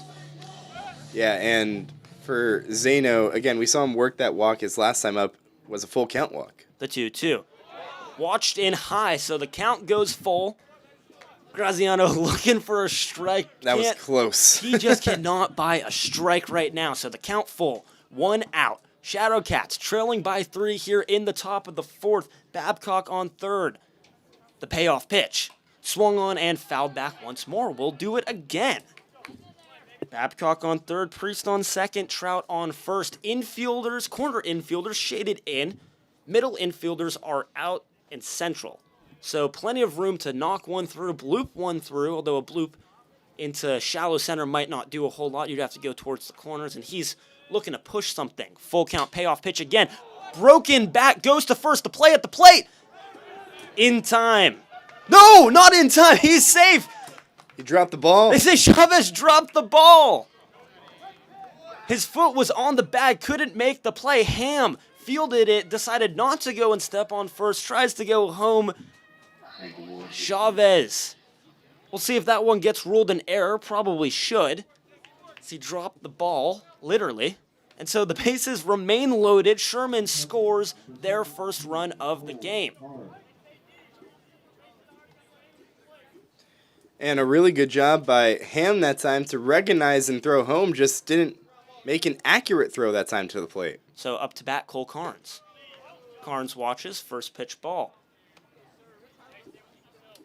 That was the first run of the game, brought to you by First Texas National Bank. Real community, banking since 1890. Carnes settles in. The 1-0. Low, dropped by Chavez, doing a little bit of drop in here. The count is now 2-0. So Graziano struggling to throw strikes and should have gotten a break there as an infield Could have gotten hit. a break, Could yeah. have gotten a break, did not. They called it an error. They did rule it an error. The 2-0. Fouled back this way. Count moves to 2-1. But a good swing by Carnes that time as he fouled that one straight back. He's on Graziano. And a good chance for Carnes to maybe try and tie the game. A single would do so. Good job on Zeno battling last at bat. Now Carnes ahead in this at bat was 2-0. Now 2-1. The 2-1 pitch. Knocker right back to Graziano. Graziano will go home. Chavez this time puts the hold on it. His throw to first hits the runner, so the runner is going to be safe. Another run scores. That's going to be Trout coming all the way from second. So a throwing error from Chavez. You can't hit the base runner. No peg outs here in the TCL. So now runners still at the corners. They do get one out. So the lead runner, Priest, is thrown out at the plate. But the trail runner, Trout, scores. And the Shadowcats are now just down 3-2 here in the top of the fourth.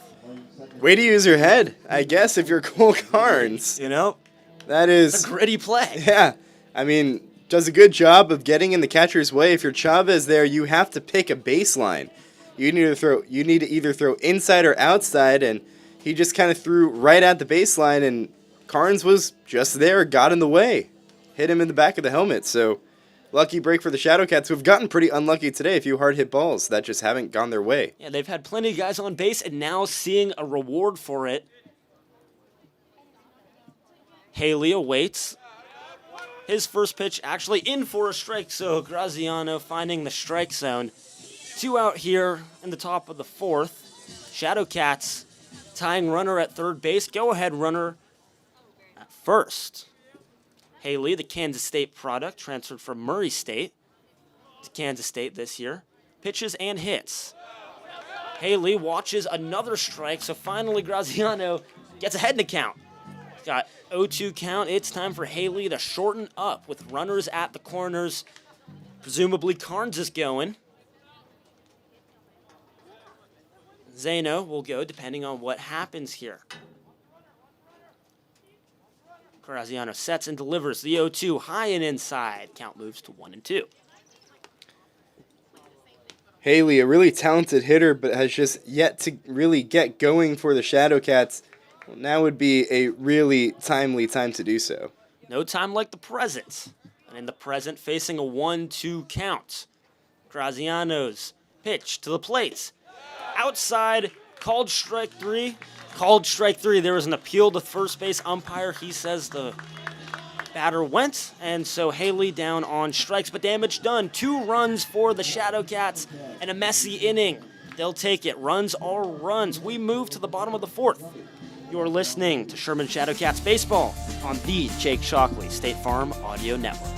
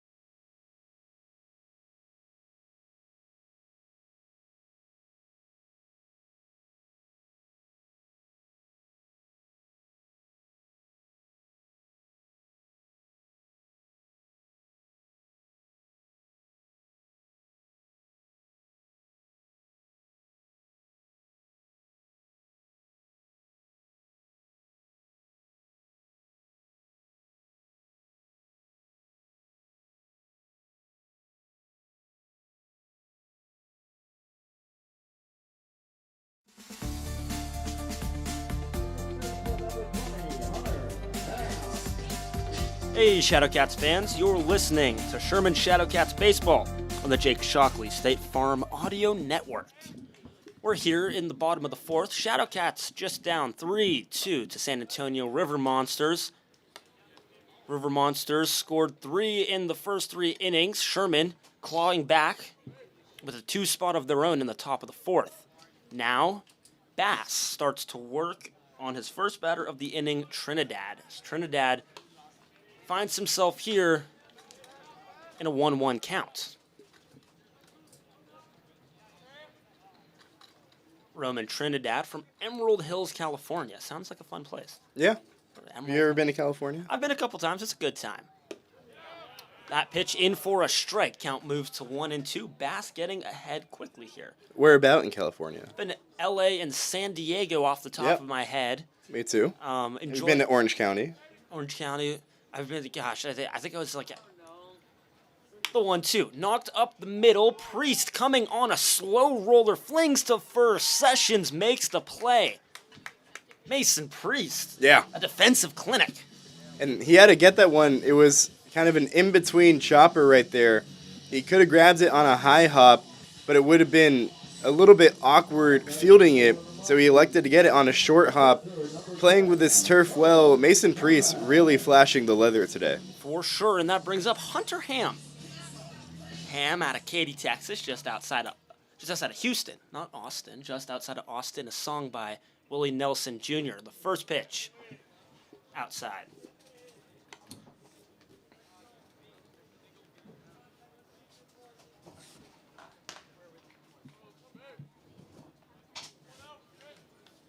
Chavez, the righty, digging in. The 1-0. Flown high in the air. It's a big pop-up. Haley calls everybody off and puts the squeeze on it. 2 down. That ball was popped high into the air. A big league pop-up, so you would say. And that time, Haley does a good job taking command of the entire field, says, I got it, and made the play. And that might be the end of the line for Bass. That is the end of the line to Bass, so we'll step aside here, but we return. A new pitcher and the Shadowcats battling back. You're listening to Sherman Shadowcats Baseball on the Jake Shockley State Farm Audio Network.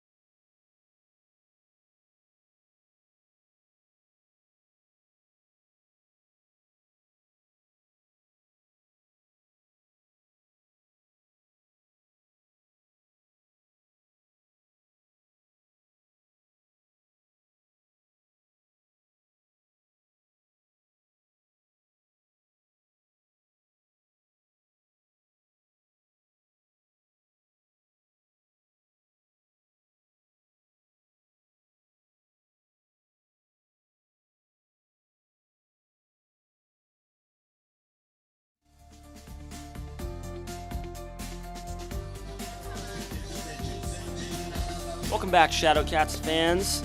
You're listening to the Jake Shockley State Farm Audio Network. The new pitcher in the game for the Shadowcats is Cash Cobble. Cobble, a righty out of Seminole State. The sophomore stands at 6'4", 185. Another one of these kind of lankier pitchers in the Shadowcats bullpen. It was Bass who came out of the game originally at just around 55 pitches, and it seems like Shadowcats management is trying to keep their starting pitchers' pitch counts down. Early in the season, so you definitely want to give, guys some more time to grow into those high pitch counts. You know, some of these guys, especially a guy like Spencer Bass, threw a good amount of innings in college, but then, you know, wanting to make sure you limit the amount of innings he throws here because you don't want to overwork these guys. Gobble's first pitch gets a big swing and a miss from Sammy Morales. Morales, the righty, steps in with 2 outs here. Faces another pitch, which is a strike, so Morales quickly down 0-2. And Gobble working quickly. He came in inheriting 2 outs. He might only have a 3-pitch at bat. The third pitch in there for a strike. 3-pitch at bat indeed. So the Shadowcats going back to bat here, just trailing by 1 in going to the top of the 5th. You're listening to Sherman Shadowcats baseball on the Jake Shockley State Farm Audio Network.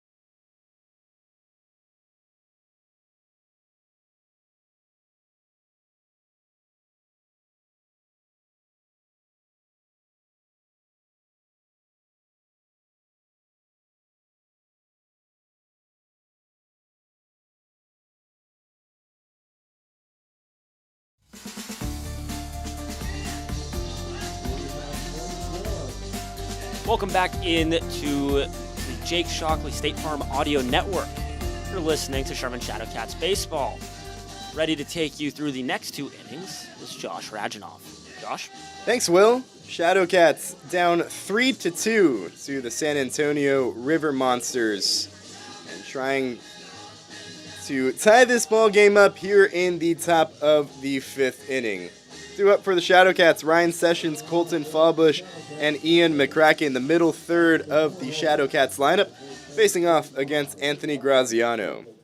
First pitch, misses up and away. Sessions reached in both of his at-bats today, both by walks, seeing the ball extraordinarily well.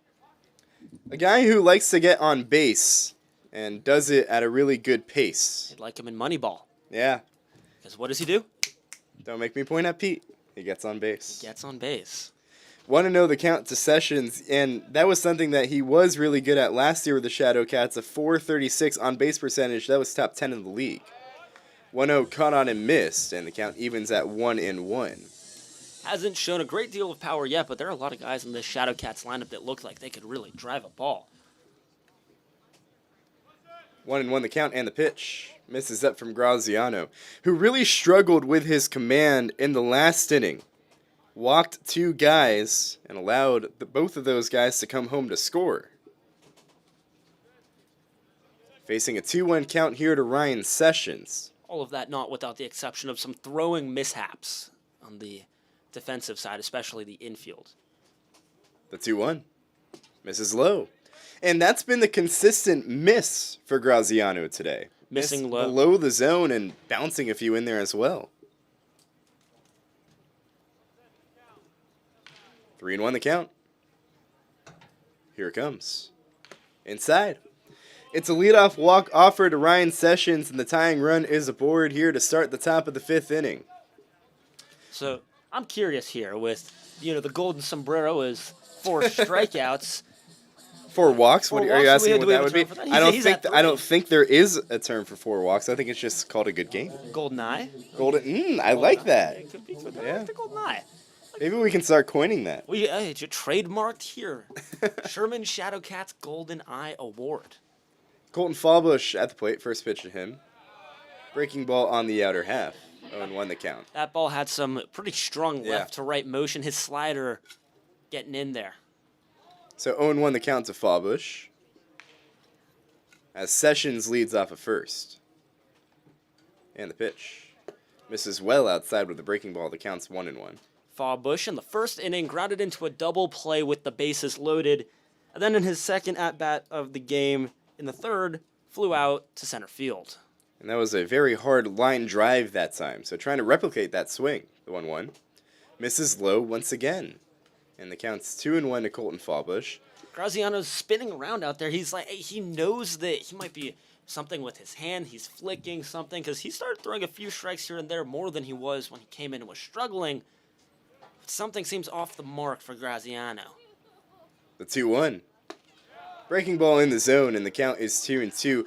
The fastball is really not working for him. That's been the pitch that has been missing low. However, that breaking ball has some really good bite to it. It does, but the issue with the breaking ball fastball combo as well is with the fastball having straight run and his other pitches bending a bit more, he's not exactly tunneling. 2-2. Misses away with a breaking ball. There's your point exactly. That time Fallbush saw it the entire way, noticed the breaking ball going away, and the count runs full. So we talk about tunneling, and that's when you have multiple pitches that look like they're coming from the same spot, and then one breaks away late on, and so it confuses batters. Payoff pitch. Cut on and missed. There was a fastball that time. It was in the zone, but Fallbush comes up empty. It's a strikeout for Graziano, his second of the day. And there's one gone here in the top of the top of the fifth. Sessions still leads off of first. You look for that tunneling in a lot of pitchers, and that's what really separates. It's a very high-level thing. A lot of the MLB pitchers are constantly working on it. First pitch to Ian McCracken, a breaking ball that McCracken goes hacking at. And it helps with those strikeout guys. Cam Schlittler, I know, another Yankee of mine, but he's got the great fastball tunneling. 3 pitches that are fastballs, and those all tunnel late. And he's become a great strikeout guy, and that's what you see with some of the best of the best. Sessions dancing off at first, he stays put. The pitch is low, and the count is 1-1 to McCracken. It's interesting because it's not always the amount of break that a pitch has that makes it effective, but more when the pitch breaks. Yeah. And that's something that rotations per minute can't exactly count. That has to do with your grip on the ball, which is worked through many years. 1-1 cut on and miss by McCracken at a pitch that wasn't even close to the zone. There was that late bite on that slider. The count's 1-2. But yeah, there's that tunneling. McCracken saw that fastball, just the pitch before. And then the slider, kind of playing off of that, just bites right back down off to the outside corner of him. The pitchers like to really work on that. 1-2. High pop-up sent right behind home plate. Chavez takes off everything, his mask, his helmet. He's under it and makes the play. And there's 2 gone in the inning. You got tunneling, and we talk about and where the break comes, and that's what these guys work on. That's why when a lot of pitchers break into the MLB, they're breaking in very late, later than some batters might, because there's so much more to tinker with and work on. And some guys figure it out very, very early on, but other guys need a while to work on it and develop, hey, this is either I got 1 or 2 pitches that really work for me, and the best guys, they've got 3 pitches, and the all-stars, they might even have 4 that work all for them. First pitch here to Babcock. Strike in the zone. And apologies on that. It was actually Bryce Wells, who just came into this game as a defensive replacement, replaces Carlos Chavez. He's the one who made that play. So Bryce Wells in the game at catcher. 0-1 the count to Babcock. And a pickoff over to first. And Sessions back in standing up. You know what I've never understood, Josh? What was that, Will? And we don't hear it here, of course, that we've got the lovely TCL fans, but when you're at an MLB game, and Yeah, a pitcher the picks back, booing, what do they yeah. do? I've never understood that. I don't like it. I don't, you know, It's part of the game. I just don't understand it. Another pickoff over to first. And it usually will get louder as Sessions back in standing up. It usually will get louder, if there's 2 in a row. And the MLB has disengagement rules. Don't believe there are disengagement rules in the TCO. As the 0-1 to Babcock. This one, a high chopper sent towards third. Donaldson takes it on a candy hop. Strong throw across the diamond to first in time to get Babcock and that retires the side. So a leadoff walk by Sessions, but then 1, 2, 3 the rest of the way. So the Shadowcats, no runs on no hits, 1 stranded here in the top of the 5th. We go to the bottom of the 5th. River Monsters still on top, 3-2. You're listening to Sherman Shadowcat Baseball on the Jake Shockley State Farm Shadowcats Audio Network.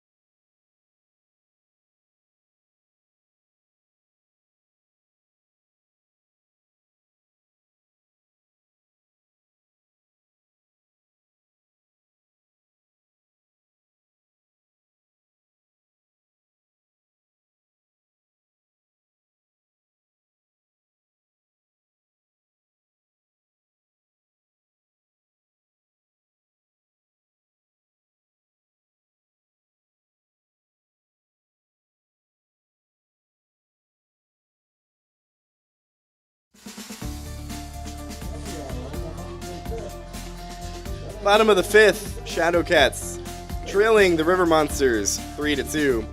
This 5th inning is brought to you by Grayson College. Find your student success today at Grayson College. Top of the lineup due up for the River Monsters. First pitch here to Eric Bacon is a strike on the outer half, 0-1 the count. Cash Cobble back on the mound for another inning of work after he got a strikeout of Morales in his third of an inning in the 4th. Now comes out here in the bottom of the 5th. Yeah, 3 pitches, 3 strikes. The 0-1.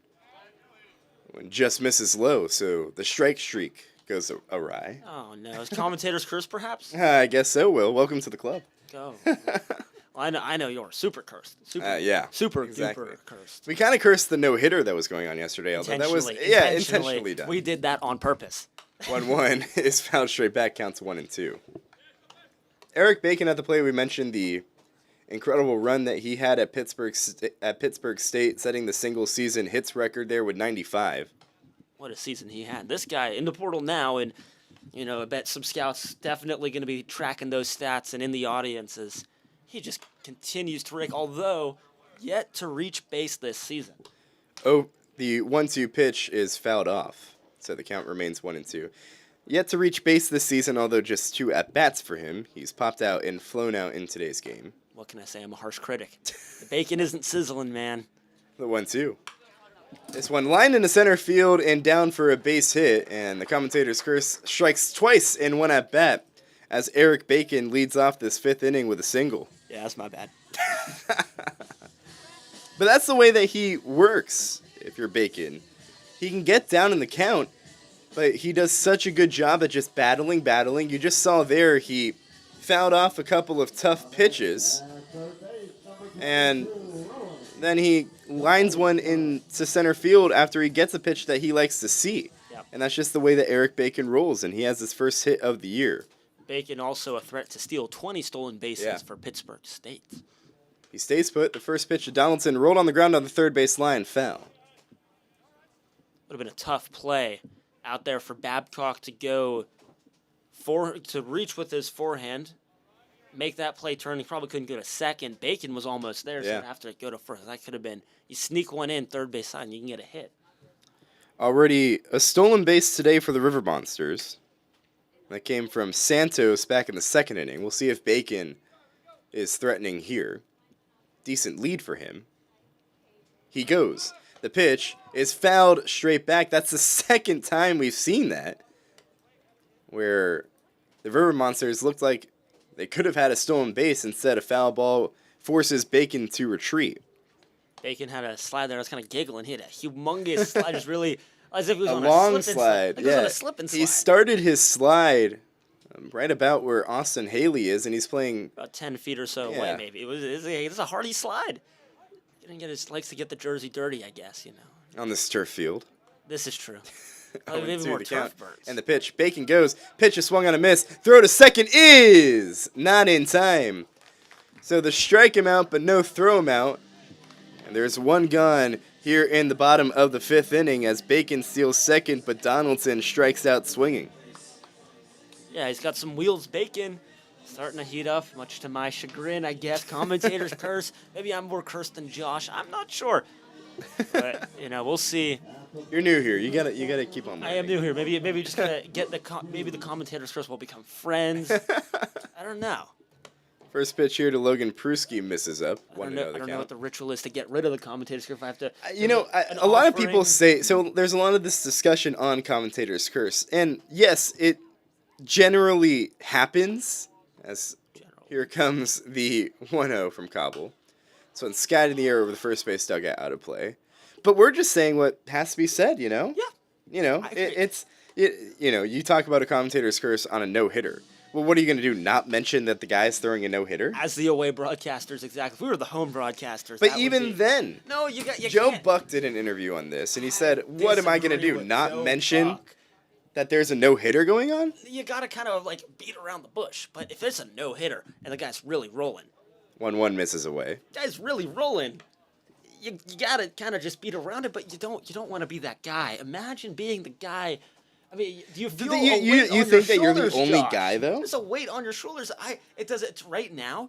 There are play-by-play commentators to our right and to our left, but what we say is definitive. 2-1 hit sharply deep out to right center field. McCracken over. He's under it and makes the play. Bacon tags from second. He moves up to third easily. So it's a sacrifice fly for Logan Pruski. But there are 2 gone here in the bottom of the 5th inning as Cobble with an opportunity to get out of this unscathed as the Shadowcats still trail 3-2. Look, man, I'm not saying I'm any different than Joe Buck or whoever that may be, but I'm just getting started here. I can't have a curse like... This is the second game of the season. That's way too early. I don't want to go another 38 games with this. Come on. Gotta shake it. Santos at the plate with a runner 90 feet away. First pitch is on the outer half. 0-1 the count. Santos a single and a double today, so he's halfway there to the cycle. 0-1 the count. Cobble comes home. This one hit sharply up the middle. Haley comes in, fields it, throws on the run in time, and that retires the side. A leadoff single cannot come home for the River Monsters. No runs on a hit and 1 left on third. We go to the 6th. Shadowcats still trailing the River Monsters 3-2. You're listening to Sherman Shadowcats Baseball on the Jay Shockley State Farm Shadowcats Audio Network.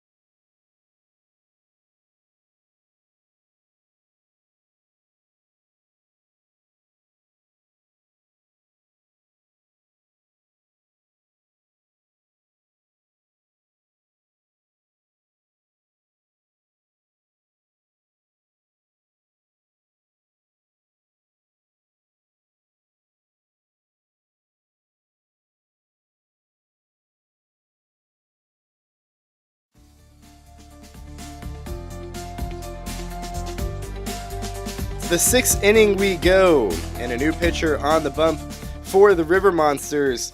Cade Shaw, the big tall lefty out of Temple College, who this past year struggled in 9 1/3 innings of work, had an 18.32 ERA. That's 19 earned runs against him. That's about 2 runs, more than 2 runs per inning. First pitch in here to Mason Priest, misses inside. This 6th inning is brought to you by Courtyard Marriott Sherman, where the players stay. Want to know the count to Priest, and the pitch is in on the outer half, and the count evens at 1-1. And it's time for our 6th inning scoreboard update. Call 903, sponsored by Jake Shockley State Farm. Call 903-462-0152 for your local agent for home and auto in Denison and Sherman. Like a good neighbor, State Farm is there. The 1-1 pitch misses away, and the count's 2-1 to Mason Priest, and we'll hold off on the scoreboard update in just a second, as here comes the 2-1. And that one's in on the inner half, and the count's 2-2 to Mason Priest. What's going on around the league, Will? Around the league, we've had 2 games canceled due to rain. The Abilene Flying Bison and the Lake Charles Gumbo Gators canceled. Same thing with Baton Rouge Ragaroo and Arcadia Cane Cutters. Both games canceled. However, the 2-2 pitch is swung on and missed, and Priest goes down swinging to start this 6th inning. The Victoria Generals are still whomping the Brazos Valley Bombers 11-0. They're in the top of the 5th. And we get a bonus scoreboard update. Scoreboard update elsewhere in San Antonio. The less important baseball game going on, the San Antonio, or not baseball, sporting event going on. The San Antonio Spurs lead the New York Knicks in Game 1 of the NBA Finals at halftime, 55-48. First pitch from Shaw to Trout is in there for a strike. And in this game, Brunson struggling, just 5 of 15 from the field, 11 points. He's 1 of 5 from 3. Meanwhile, for the Spurs, Wembanyama has 9 points. Julian Champagnie has 15 points. He's 5 of 6 from 3. As Champagnie. The 0-1 is in there for a strike, and the count's 0-2 to Trout. How about Julian Champagnie, the way he's performed this postseason? Hey, San Antonio's got a lot of good, gritty guys, glue guys. The 0-2 misses high. Some guards who play well, just like baseball. The gritty guys who get on base no matter what the pests. San Antonio's full of pests and a big Wembanyama. Dylan Harper also has 12 off the bench, so you kind of mentioned it. 1-2 misses low. Yeah, you kind of mentioned it, those guys. And Dylan Harper, a rookie, he's been playing at an unreal pace this postseason. And it's kind of that debate that you have in playoff series. It's the lust versus rest.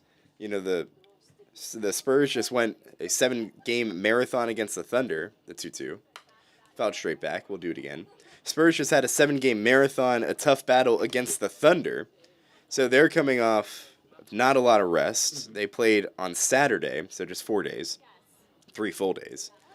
Whereas the Knicks clinched, a couple weeks ago, it feels like. They did. In 4 games against the Cavaliers, so there's the lust. Or the rest, excuse me. 2-2 misses way low, and the count runs full. So what do you believe in that? Do you believe in that rest matters, or do you think it's just you continue playing? I believe in it for most series except for the NBA Finals because they got a handful of days off here. So extra rest here doesn't play much of a role. I think the Knicks might even, or not the Knicks, sorry. The Spurs are in a little bit more of a flow. They got some rest days, but not too many. Payoff pitch sent on the ground towards second. Morales bobbled it, corrals it, throws to first in time. Trout tried beating that one out and came up just short. Not too happy, but there's 2 gone here in the top of the 6th. And lineup flips back to the top, Patrick Zano. Shadowcats bench was not too happy about that one. They thought he reached safely. He did not, according to our first base umpire. Notably today as well, the game featuring 3 umpires, whereas yesterday just 2. So a little less of a burden to carry. First pitch here to Zano misses low. 1-0 the count. So Zano trying to start a rally with 2 gone here in the 6th. Shadowcats down by 2. Or excuse me, down by 1. The 1-0. Big wave and a miss. Zano way ahead of a breaking ball that time. And the count is 1-1. Zano today officially 0 for 2. He's walked and then reached on an error. the 1-1. Big wave and a miss again. Another breaking ball, and Zeno is just way ahead of it. So we'll do it again at 1-2. On a ball bouncing in the dirt. Yeah. Like that. Lefty-lefty battle in the box. So Zeno, the hitter, at the lesser advantage to Shaw, the pitcher. 1-2 the count. And the pitch. Breaking ball again, barely tapped up the first base line, trickles foul. Zeno does a good job after seeing the curveball for the third straight time, fouling that one off. So the count's 1-2. Some guys are off-speed guys. Some guys more so like to see the speed and have their bat meet that. So. What you can call, I guess, a crafty left-hander. You could. But Shaw, again, really struggled in college trying to work a 1-2-3 inning here. 1-2, chopped right back up the middle. Shaw can corral it. Morales has to range over, comes in, Fields throws on the run. Way late to get Zeno. He was way out of position there, coming in feet almost on the outfield grass and charging too slow, too late, throw too late, too slow. And a runner aboard for the Shadowcats. It was a ball that was chopped over the mound. With the lefty Shaw, he kind of falls over towards the third base side. It was hit over his back shoulder, so he couldn't get to it. And it was hit so slowly that Morales had to charge so far in. Zeno with good speed gets onto an infield single for him. First pitch here to Cole Carnes is a strike on the outer half. So now the Shadowcats once again have the tying run on base. Down 3-2 here in the top of the sixth. And Carnes trying to drive home Zeno off of first. The pitch. This one's sawed foul, and the count is 0-2. So Zeno did not get our golden eagle eye that we were talking about before, but he has reached base 4 times. He walk, missed walk, 3 and times. a single. Hit 3 times. Reached 3 times. Reached 3 times. I'm looking at the wrong guy. Zeno struck out in his first at-bat, walked, single, single.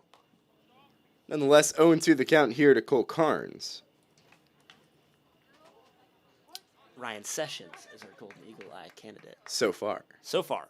I mean, no, if you strike out or you're out, you really can't do it. Unless, I guess you have 5 at-bats. 0-2 misses well outside. And the count runs to 1-2 with 2 gone here in the top of the 6th. 3-2 Shadowcats trailing the River Monsters. Zeno off at first has good speed, already stole a base today. Lefty Shaw on the mound looking at him as he comes set. And he throws over there. Zeno back in easily with a dive. Glad to hear no booing here. Although they are the home team, so you wouldn't boo. You wouldn't boo. You would still hear boos. I don't understand it. It makes no sense to me. Why are you booing when someone picks off? It's just like, why are we doing the wave at a baseball game? It's not a baseball Well, the wave is fun. But it's not a baseball thing. It doesn't need to be a baseball thing to do baseball. Another pickoff would refer Zeno back in. Wait, so is your chagrin with the wave? Oh, I don't like the wave at a baseball game. It's a soccer thing. It's not even a soccer thing. What do you mean it's a soccer thing? It's a soccer thing. What do you mean it's a soccer thing? When you get bored at a soccer game, you do the wave. No, you don't. You look at the ultras. What? It is not a soccer thing. 1-2 pitch, fouled straight back. Little Will was doing the wave, the Ozarka-sponsored wave at Globe Life Park in Arlington, well before FC Dallas was doing the wave out in Plano, or Frisco, rather. That is not a soccer thing. Well, first off, there are no fans at FC Dallas. There are. They got a good fan base. Don't hate on Dallas. Come on now. 1-2 pitch, misses low, delayed steal from Zeno, and he's into second base. Shaw ducking out of the way there. Good job by Zeno, recognizing that pitch was low, forcing Wells to have to pop up quickly and throw to second. And Zeno now in scoring position with a 2-2 count. Deuces wild here in the top of the 6th. 2 balls, 2 strikes, 2 gone. And the runner on second for the Shadowcats, trailing 3-2. Carnes trying to drive him home.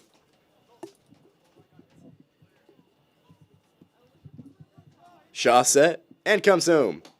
Breaking ball misses inside and the count runs full. A base hit could tie this game. The third-year returner Cole Carnes trying to make an impact for the Shadowcats here in year 3. The payoff pitch. Called strike 3. Got him looking on a fastball in the outer half. And Shaw works out of the jam. Shadowcats get a runner to second, but strand him there. No runs on a hit. and 1 left on base. We go to the bottom of the 6th. Shadowcats trailing the River Monsters 3-2. You're listening to Sherman Shadowcats baseball on the Jake Shockley State Farm Shadowcats Audio Network.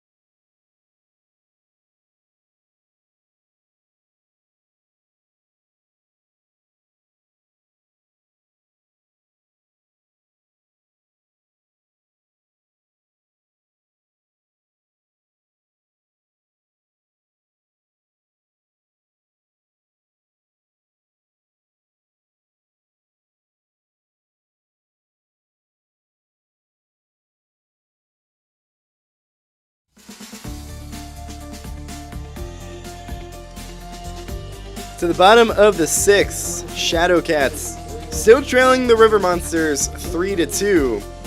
Shadowcats have had many opportunities offensively, just have not been able to cash in. So now on the other end, it's Cash Cobble, trying to keep it at just a 1-run deficit for the Shadowcats. Face David De Hoyos, first pitch is lined down the third base line, just foul. De Hoyos, Trinidad, and Ham due up for the River Monsters here in the bottom of the 6th inning. 0-1 the count, as Cobble has thrown a scoreless inning and a third of work as the 0-1 pitch is in the zone, and the count is 0-2. Cobble working quickly, comes home. Chopped on the ground toward short. Priest comes in, fields it, has to throw on the run. The throw is in time. Another fantastic play by Mason Priest, who had to come in, charge on the slow roller. Tough throw across his body on the run, and enough to get the speedy De Hoyos. And there's 1 gone here in the bottom of the 6th. And Mason Priest once again flashing his leather. Flashing the leather a lot tonight. Not much more to be said beyond the fact that he's just making fantastic play after fantastic play, knowing the right base to go to, half the battle, also putting it into practice. First pitch here to Trinidad is lined into center field, and a diving play by McCracken. He had to run in, he slid down and caught it at his shoelaces. So a quick out as Trinidad lines out to right. And there's 2 gone here in the bottom of the 6th, and a really nice play by McCracken out there in right. Pretty sweet legs first, slide, comes in, picks it up. Yeah. Little glove basket scoop right there. Some solid defense here as we work through the 6th inning. And the first pitch here hit sharply on the ground towards second, bobbled by Haley, fields it, throws to first in time. A 5-pitch inning for Cash Cobble. And it's a 1-2-3 inning here in the bottom of the 6th. No runs, no hits, no one comes across. Still 3-2 River Monsters as we head to the 7th. You're listening to Sherman Shadowcats Baseball on the Jake Shockley State Farm Shadowcats Audio Network.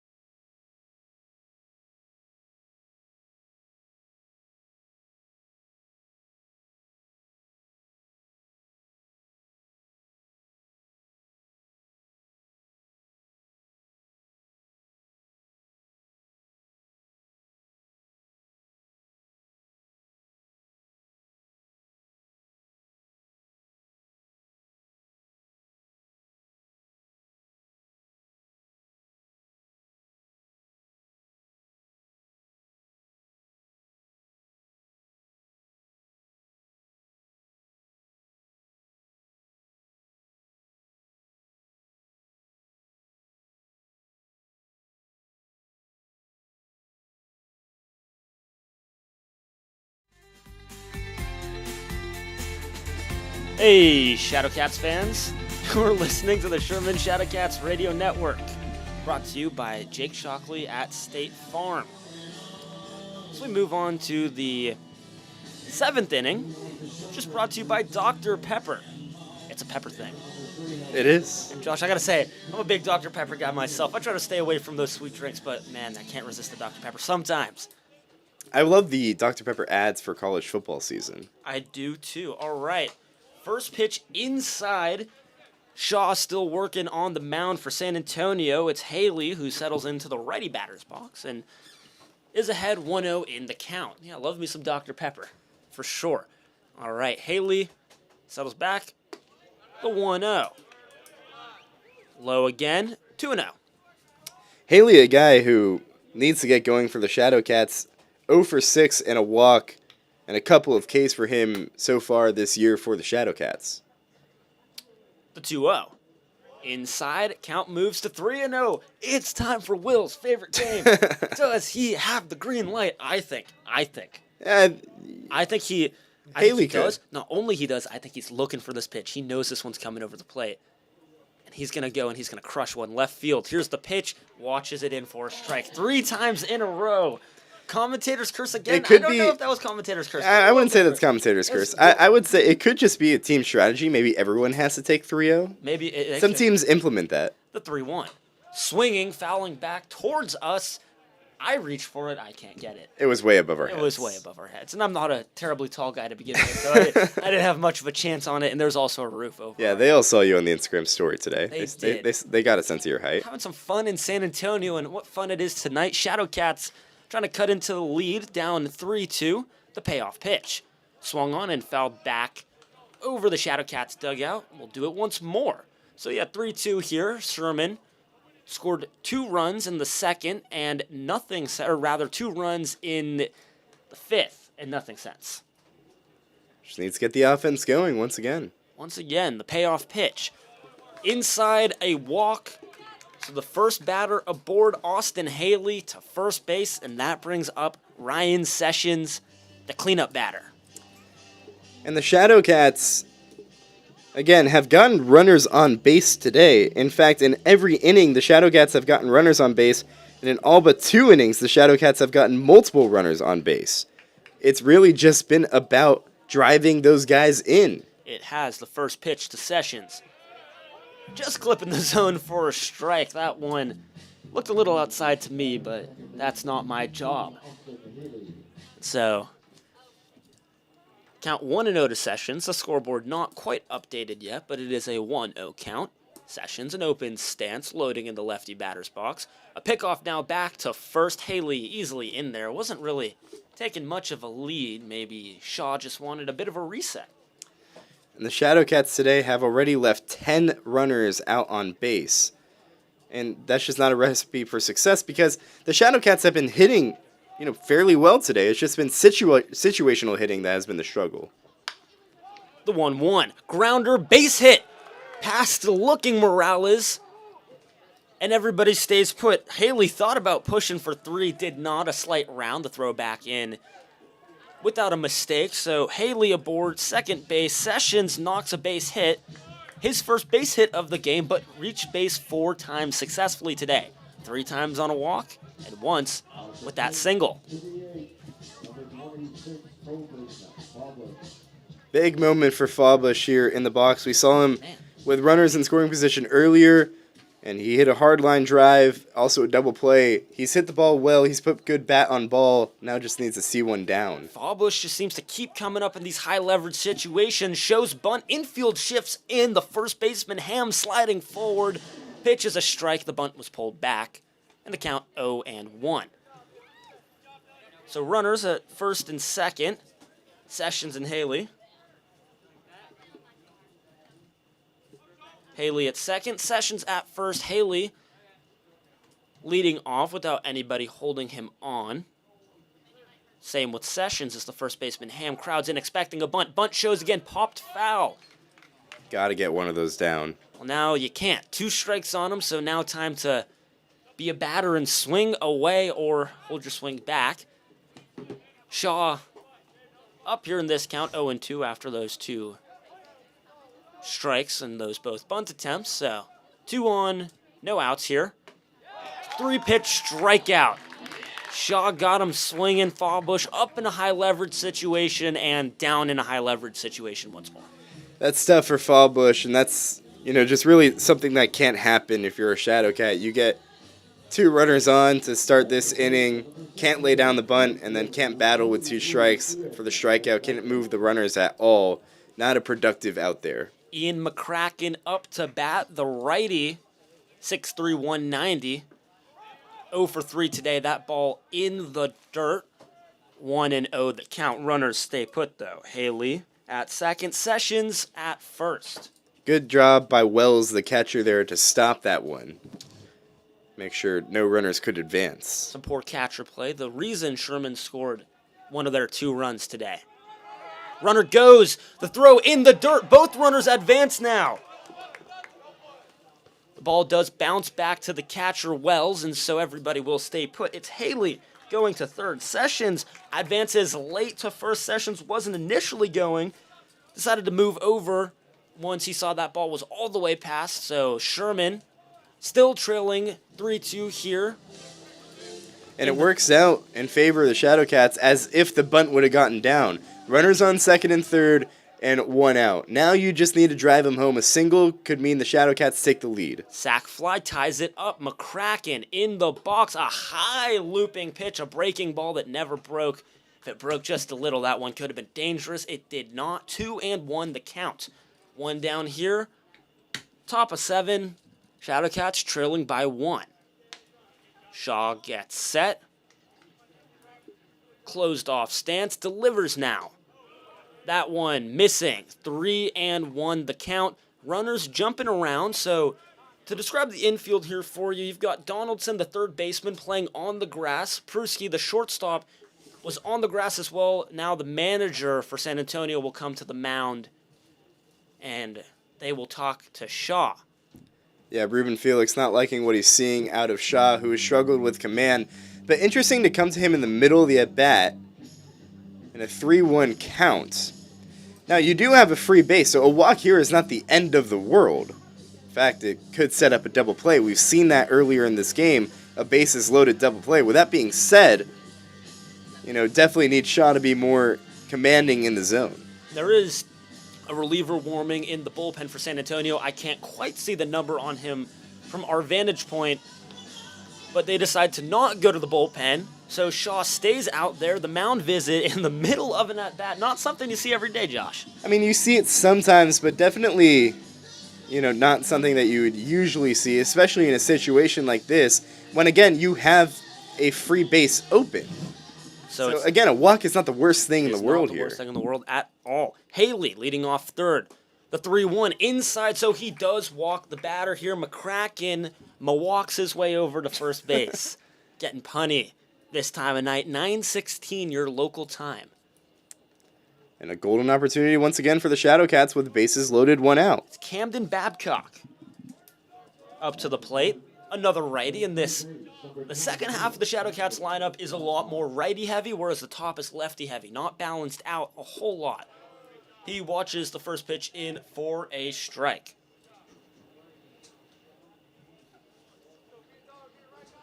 So McCracken on first. Sessions on second. Haley on third. The 1-0 is low. The Shadowcats bench, they're chirping all the way. And I'm a little surprised that manager Ruben Felix didn't go to the bullpen there after that last walk. His guy's been warming for a hot second. I wonder if this is the last batter Babcock, Shaw faces. The 2-0. Catching the outside corner of the zone. 2-1. Yeah, it's a good pitcher's pitch there from Shaw. So a good job from him to get back into the zone. And now for Babcock, he's in the zone. Just got to make contact. Bases loaded. Here's the pitch. The 2-1 in for a strike count. Even 2-2. A 2-2 count. A ballerina count. Josh's new favorite term. One of them. Just like closing out the tabs. Shaw looking to close out on the inning. 1 out. A double play ball would do so. Here's the 2-2 way high. Count goes full, 3-2. And a walk here means this game would be tied. Big moment for Babcock and the Shadowcats. Babcock sets at the plate. Shaw prepares on the mound. The pitch. Outside, ball 4. Tie ball game. Walking it like he talks it. Babcock, a slow jog out to first. Hyping up the Shadowcats dugout in the process. Look at a new ball game, Josh. Brand new ball game, and the Shadowcats finally come through, albeit via the walk with the runners in scoring position, but still a lot of time to do some damage, and that's going to be the end of the line for Cade Shaw. So he walks everybody on and then walks in a run. Unfortunate outing for Shaw. We'll see who San Antonio brings back, but you're listening to Sherman Shadowcats Baseball on the Jake Shockley State Farm Audio Network.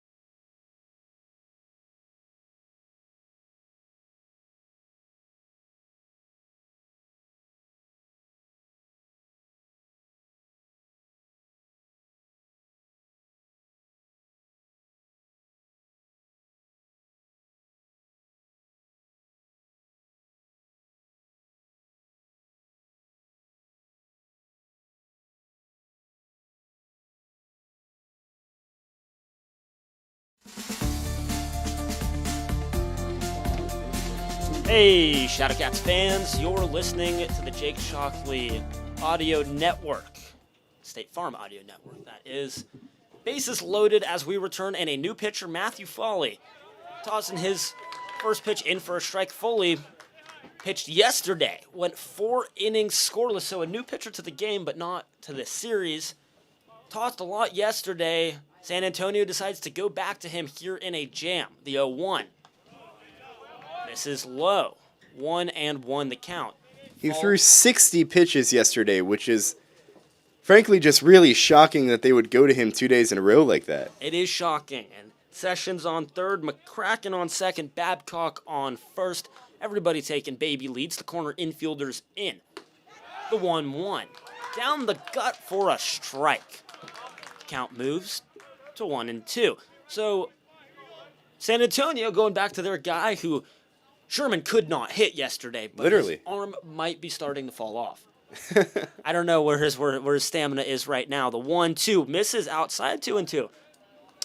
Yeah, interesting. Usually, you can see guys go back to back, but not whenever a guy throws 60 pitches the night before. Not at all.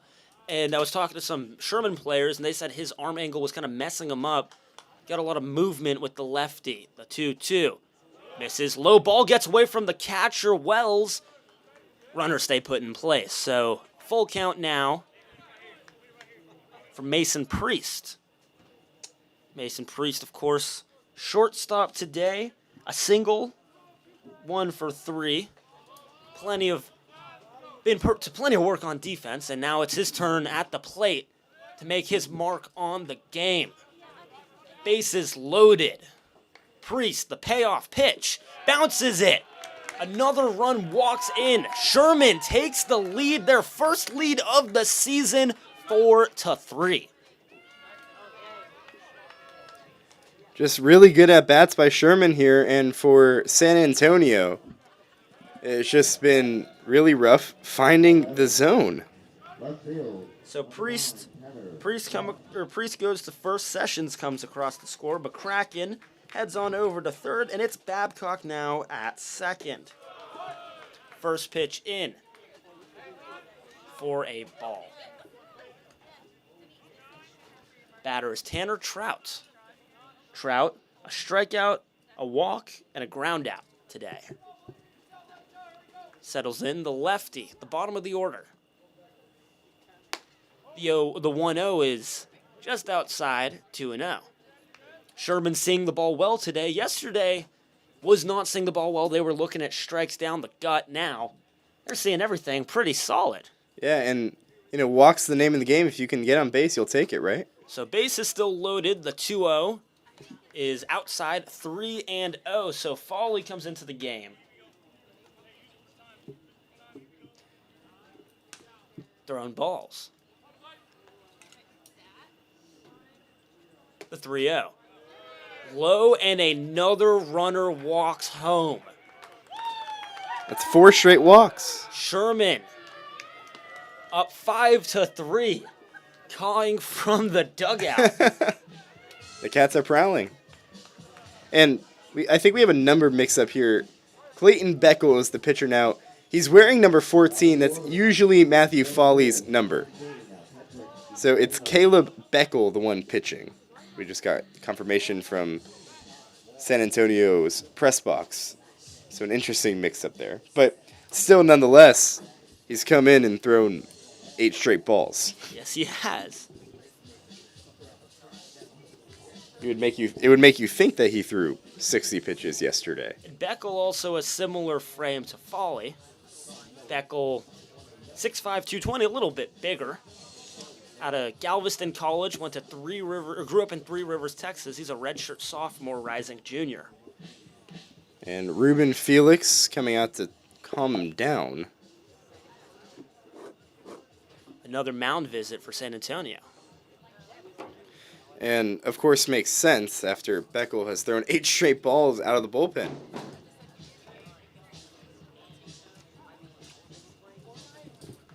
And that's going to be the end of the line for him. So, as soon as we get the numbers right, he goes to the bench, the new pitcher. Second pitching change in the inning underway for San Antonio. We're going to step aside, but when we come back, the Shadowcats still have the bases loaded. You're listening to Sherman Shadowcats Baseball on the Jake Shockley State Farm Radio Network.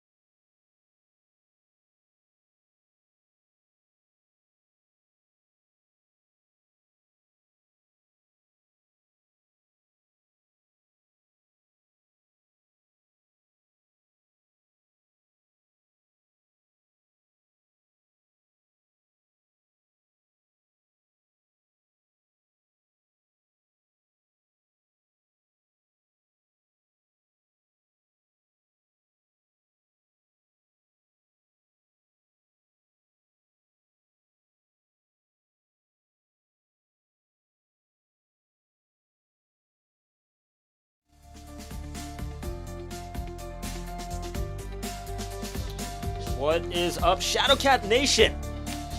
You're listening to Sherman Shadowcats Baseball on the Jake Shockley State Farm Audio Network. Up to the plate, the lineup flips over. It's Patrick Zano for your Sherman Shadowcats. And new pitcher on the mound, Parker Kotlars. Kotlars standing 6', 170. His first pitch into Zano, low in the dirt. 1 ball, no strikes. Kotlars, the lefty, has a pretty nasty pickoff move, but bases loaded probably won't be doing so now. Zano awaits the 1-0. Catches the zone for a strike, 1-1. So to refresh your memory, Babcock is now on third, Priest on second, and Trout on first.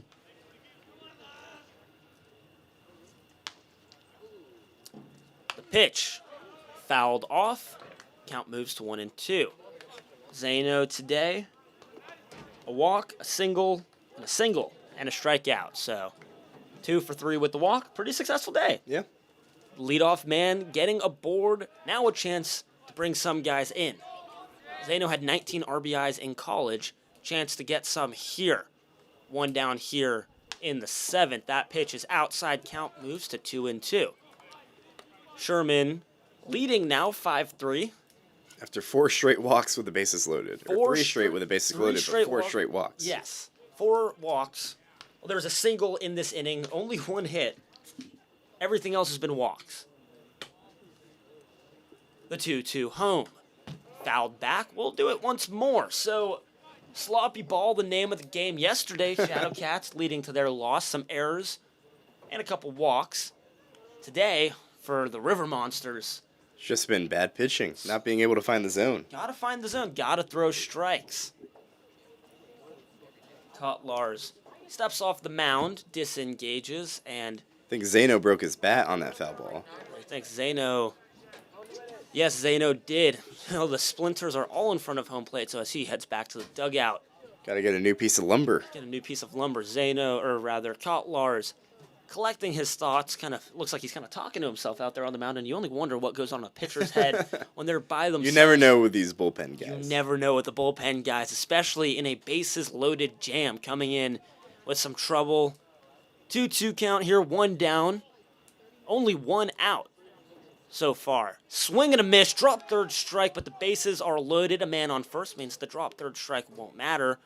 Zano down, swinging on a pitch that was well in the dirt. Tough look, lefty-lefty battle, and that time Zano just went waving and missing at a pretty well-tunneled breaking ball that time. Looked like a fastball coming in, then just dropped below the zone. So it's still Babcock on third, Priest on second, and Trout on first. And up to bat, Cole Carnes. Carnes, of course, a single, a strikeout, had a fielder's choice earlier. There ended up plating a run. And then a strikeout. There was that weird play where Chavez, the catcher at the time, dropped the throw home. Mm-hmm. 2 down here in the top of the 7th. Carnes down up 1-0 in the count. The 1-0. In for a strike. Count moves to 1-1. Everybody kind of staying still on the bases. Not an incredible leadoff, but Priest at second really watching kind of far back on the base paths. The 1-1. Catches the corner of the zone, 1-2. And Kotlar is doing a really good job with this lefty-lefty battle to a second straight hitter now. It's tough for these lefty hitters, not used to seeing these lefty pitchers, and he kind of comes over the top 3 quarters. The 1-2. That one is a ball, and it is dropped, but everybody stays put. So Wells having a hard time putting a grip on it behind home plate. Another 2-2 count. 2s across the board. 2 strikes, 2 balls, 2 outs. San Antonio trails Sherman by 2, but the bases, they're loaded. Kotlar's pitch. Ooh, just inside. San Antonio fans here, we're calling for a strike 3. Seemed really close, that's for sure. I don't know, from my vantage point, that actually looked pretty inside, but I'm off to the angle a little bit. It's hard to tell from here. Umpire's choice at the end of the day. No ABS here. So the payoff pitch, runners go. Foul back. The merry-go-round is started. So everybody's churning regardless of what happens. foul ball means we'll do it again. Full count, 2 outs, bases loaded for Cole Carnes. A chance to tack on to this lead.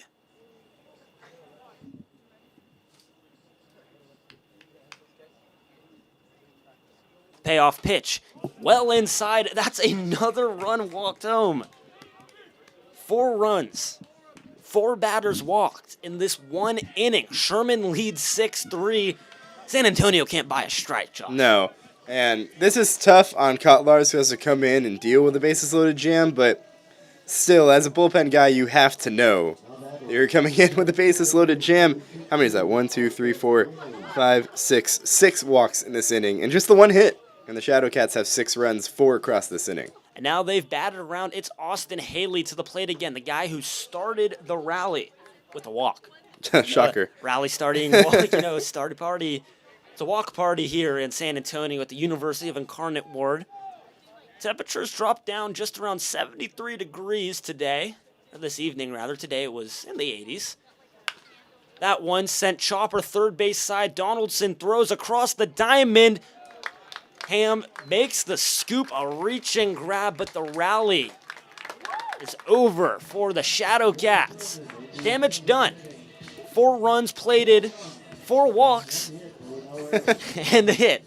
Sherman leads 6-3. We're going to the bottom of the 7th.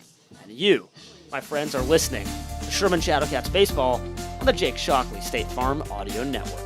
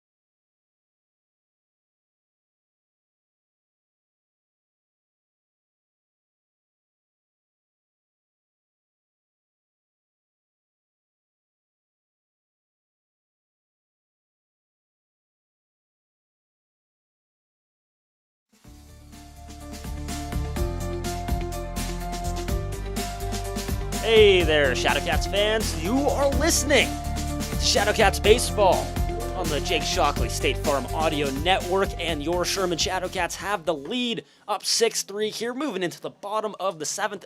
Maybe it was a stretch to help the Shadowcats, their eyes stretching their retinas, perhaps seeing the ball well.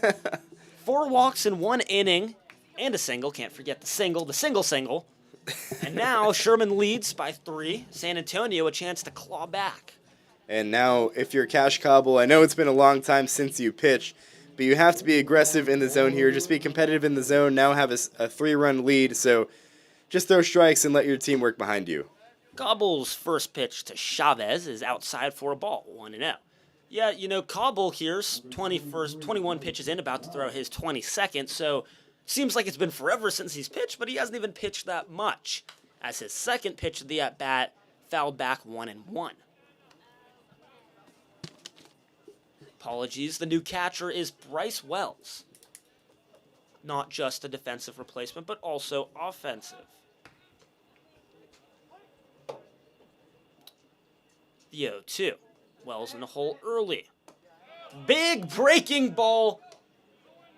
The scoreboard says 0-2. I apologize. The count was 1-1. Now it's 1-2. I said 1-1. Got excited there, Will. I got excited. Look to the scoreboard and see. I didn't trust my own math. Next time, trust myself more. The 1-2. Fouled back. We'll do it again. 1-2. Staying alive as Wells. Should write a song about that. Staying alive. Shout out The Office. Shout out Bryce Wells, 6'1", 225, working well behind the dish today. After Chavez was benched, post some costly errors. The 1-2. Big breaking ball. Oh, couldn't catch the top of the zone. Count moves to 2-2. Wells battling here. Number 23, MJ.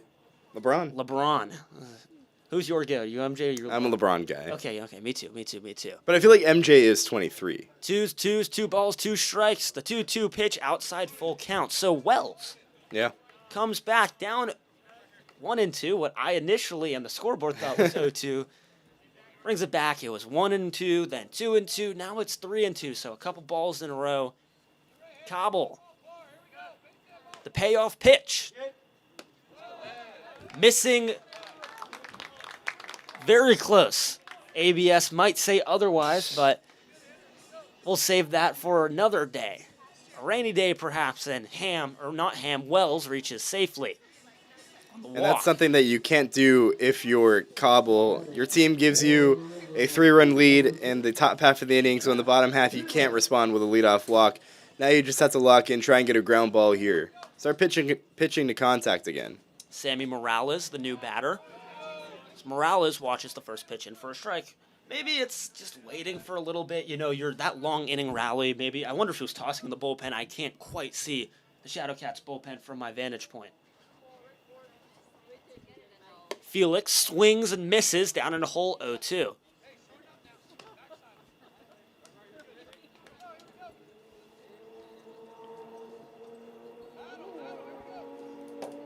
Matthew Felix looking to stay alive here.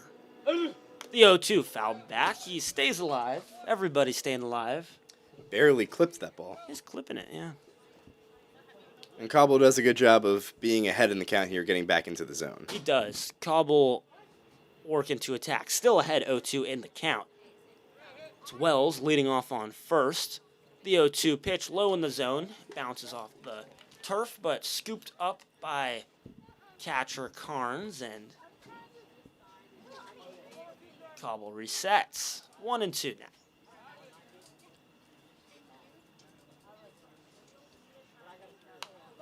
That one fouled back once more. He's seeing the ball. Battling, yeah. He's battling. He's not quite behind on it. It's poor contact, so Cobble's got something going where they're struggling. Yeah. It's not that they're mistiming it necessarily. They're just making bad contact. So the motion doing some damage. San Antonio, the 1-2 swing and a miss. Matthew Felix goes down on strikes. Sherman leads 6-3 here. In the bottom of the seventh, Cash Cobble is greeted by his catcher, Cole Carnes. This might be the end for Cobble, and it is. So we will step aside here. You're listening to Sherman Shadowcats Baseball on the Jake Shockley State Farm Audio Network.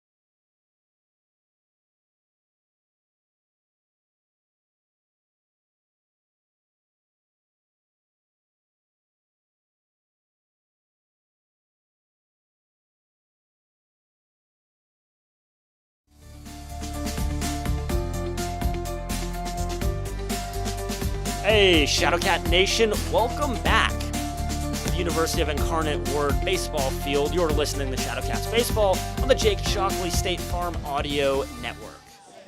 I am Groot on the mound. It's Andrew Grooters, the lefty, 5'10", 165, Seminole State guy. Not the first Seminole State guy we've seen today, Josh. No, the second guy, Cash Cobble, who just exited the mound, went to Seminole State as well, so a couple of Seminole State guys, and Andrew Grooters takes the ball from his teammate back in college, Cash Cobble, trying to work out of a jam. And here's a pickoff to first base. Not in time. It's Wells leading off on first base. There's one down here. Sherman leading 6-3. In the bottom of the seventh. Handful of walks, handful of errors. A sloppy game for the River Monsters. Yeah. Sherman leads by 3. The first pitch is a low, slow tapper down the third base line. Babcock charges and throws on to first, but it's short and it's late, so the hit and run works. Wells advances to second, and the runner advances to first. Matthew Felix, that was. And so the lineup. Number 25, Clayton Beckel. Got a pinch hitter here for San Antonio. Clayton Beckel. Beckel watches the first pitch high.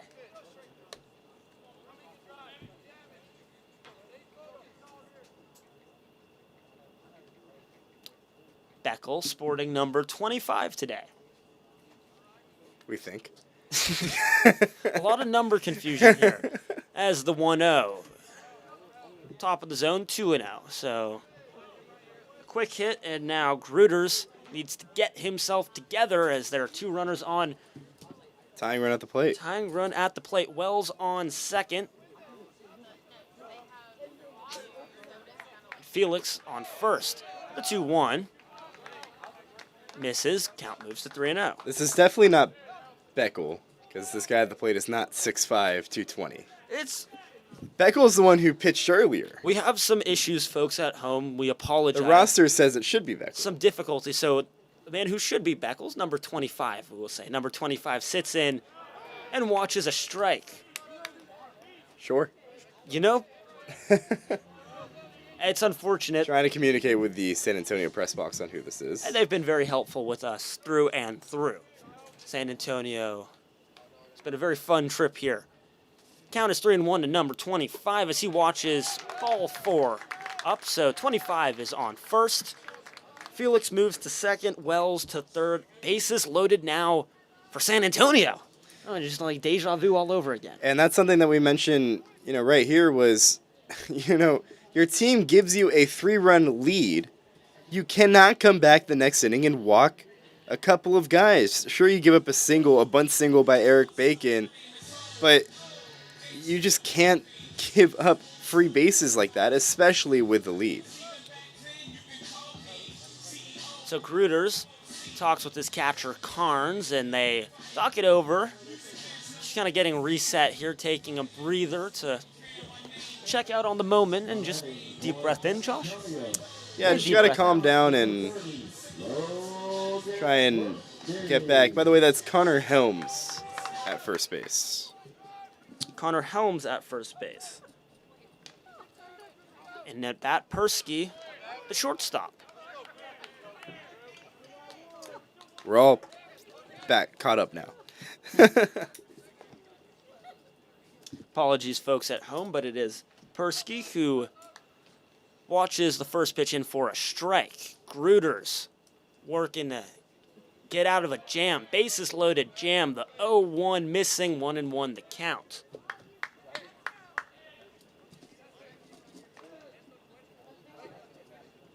So Grooters on the mound.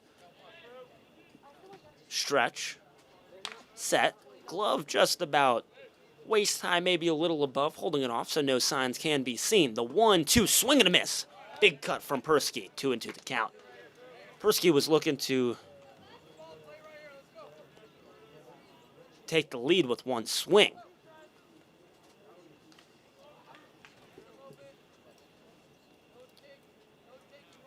The 1-2. Sets. Runners get ready to go. That one, liner, right center field, base hit. McCracken fields the ball, 1 run scores, 2 runs plate. It's a 2 RBI single for Persky. And now the Shadowcats lead. It's cut down to just 1 here in the bottom of the 7th. Just a really good piece of hitting from Pruski there. Saw a fastball in the outer half, sent it the other way, and now the deficit just 1 for the River Monsters.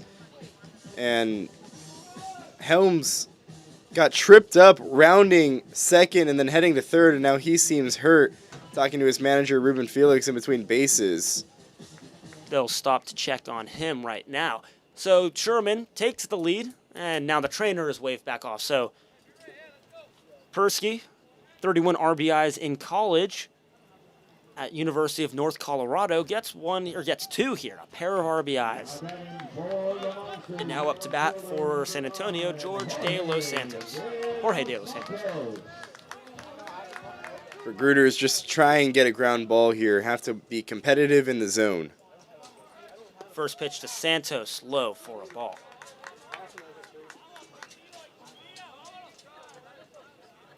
Donaldson leads off second, and Pruski at first.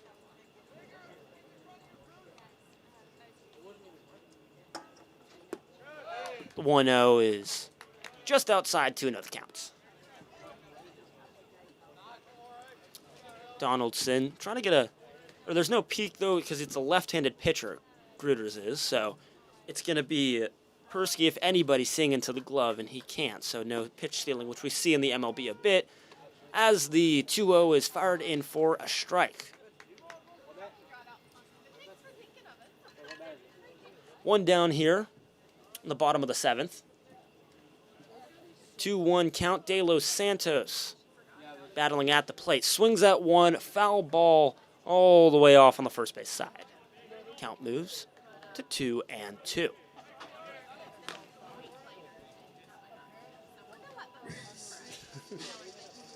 Big moment for Gruters just to try and limit the damage here. Try and keep a lead for the Shadowcats.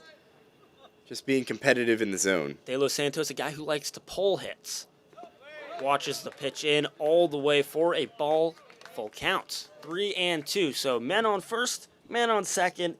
Persky on first, Donaldson on second. De Los Santos at the plate. Santos, of course, a double in the second, which plated a run.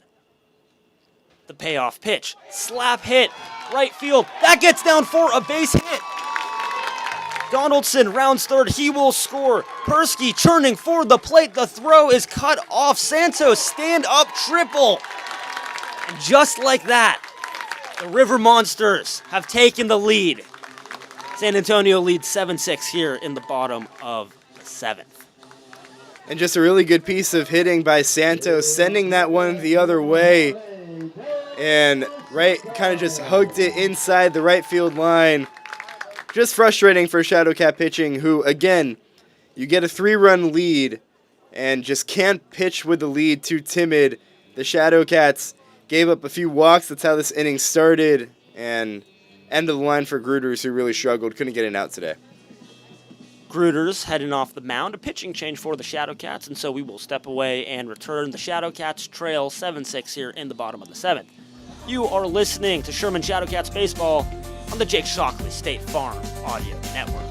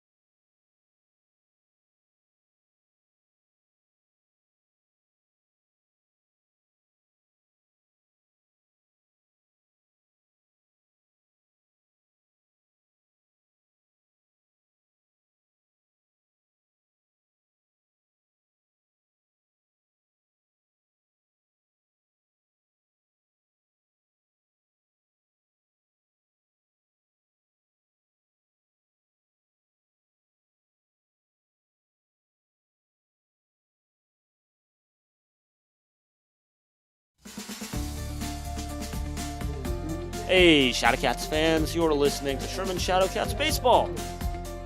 You're listening on the Jake Shockley State Farm Audio Network. We move on with the 7th. Sherman just took the lead in the top of the 7th, scoring 4 runs. San Antonio has now answered with 4 of their own. A bases clearing tripled for De Los Santos, and that's how we're here. And so enter new pitcher, not Sandman, but Samuelson for the Shadowcats. Paxton Samuelson played on offense yesterday, batted 2 strikeouts and a sac fly, which is underrated. His first pitch in is a strike, gets ahead 0-1 on the count. Second pitch, though, gets inside, count even now 1-1 to the batter, De Hoyos. Infield comes in for the Shadowcats, trying to cut off Santos over at third. De Hoyos watches the 1-1 pitch high. Count moves to 2-1. Samuelson knew ahead of today's game that he might get called upon. His arm was rested yesterday, but a two-way player, our very own Sherman Shohei. Sherman Shohei, I like that. There's a couple guys like that, though. They're making a lot of them. The 2-1. Swung on chopper, third base side. Babcock Fields throws home at the plate. Dropped by Cole Carnes.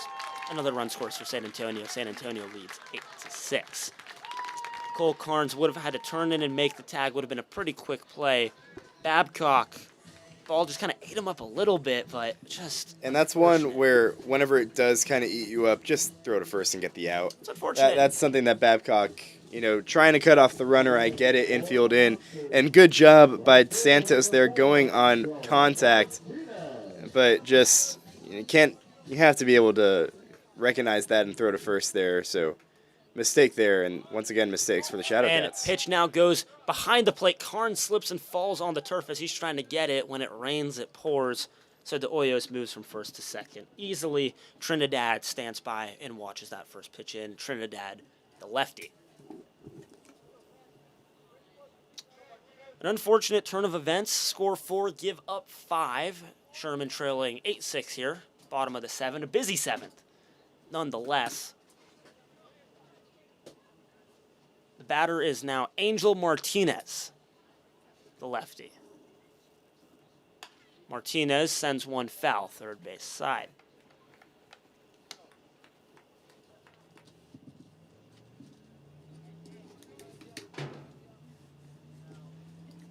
That's rough for Samuelson, who you come in and you get the job. Like, you get the job done. You get your ground ball. Just unfortunate as things kind of unraveling here for the Shadowcats. The 0-1 knocked on the ground, knocked off the pitcher's hand. Another unfortunate bounce for the Shadowcats. That runner on first, De Hoyos, or not De Hoyos, sorry, Angel. It's De Hoyos, moves to third. Martinez reaches safely to first on a single. So first and third runners at the corners.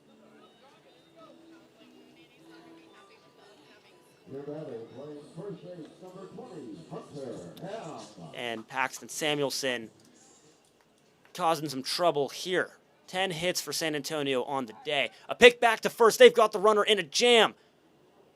Martinez goes home now. The throw to the plate. Cole Carnes makes the tag. So the runner, Martinez, safely makes it to second. But the lead batter, or the lead runner, De Hoyos, is thrown out at the plate, trying to be a little too sneaky there, Josh. And that was kind of by design from San Antonio. It was the first and third play. They had Martinez go immediately, and then good job by the Shadowcats. And once again, Mason Priest, the one making the play. That ball gets by the runner. Martinez will make it over to third safely. So runner goes off of third. Now runner back to third. Martinez makes it standing up. That's an easy block for Carnes that he just has to make.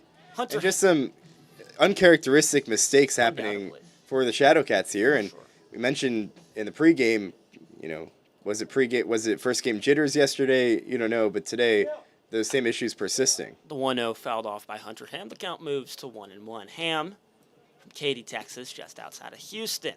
So Martinez now on third base, nobody else anywhere. 2 down here, Sherman trailing 8-6. Good pickoff move, gets an out, but a missed pitch moves that runner over to third. A big swing and a miss. Ham trying to chop some meat there. Add on to the lead himself, but he swings and misses. Count moves to 1-2, like the Jersey Mike's, I got meat you. cutters thing. Thinking dinner, I guess. I don't know. 1-2 pitch home. Ham swings and misses. Carnes doesn't have the ball. It's at the plate. The runner comes home. He is tagged out. Oh, my God. Wow. So Martinez thought he was being sneaky. And the inning ends. It was a drop third strike. Ham thinks he gets tagged at first because Cole Carnes tags him, puts his glove on him, but Carnes doesn't have the ball. The ball is at Carnes' feet. Then the pitcher, Samuelson, comes home, picks up the ball, and tags out Martinez, who's the runner from third. What a sequence of events. That's an insane sequence of events. An insane sequence to end an insane inning. Sherman trailing 8-6, coming back up, a chance to jump back out in front here as we move to the top of the 8th. You, my friends, are listening. Sherman Shadowcats Baseball on the Jake Shockley State Farm Audio Network.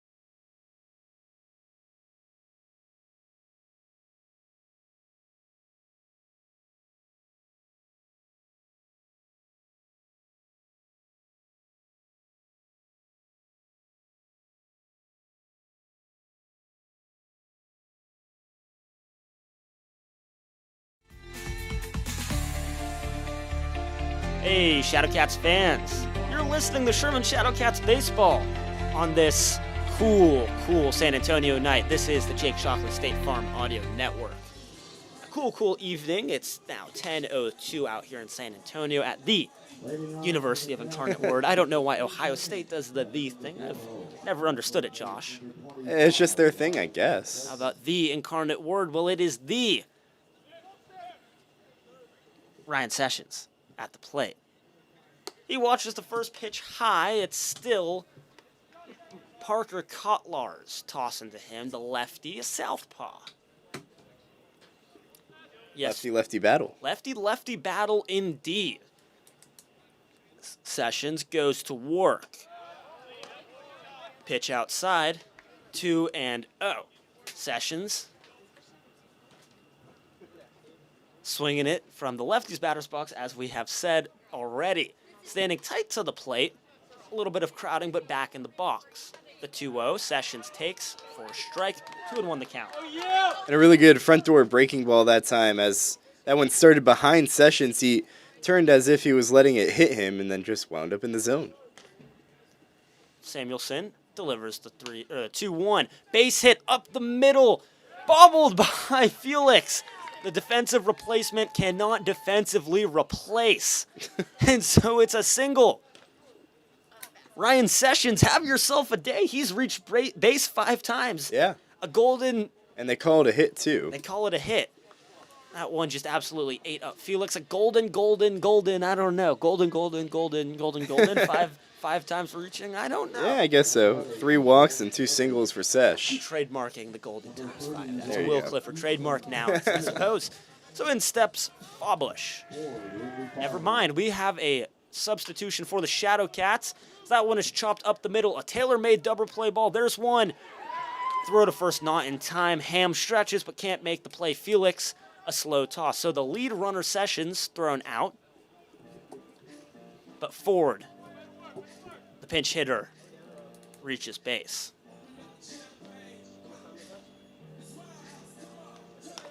Better in right field, number 23. That was a nice play by Pruski out there on short. Get the lead out. It was a very high chopper from Ford. So that would have been really tough to turn too. It would have.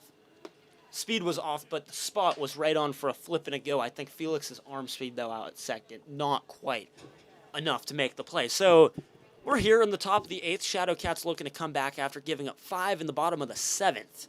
Sherman trails 8-6. That one fouled off first base side. 1-1. 1 ball, 1 strike, 1 out. 10 hits for San Antonio today, though, as we take a peek at our scoreboard. Sherman, 5 hits. San Antonio, 3 errors.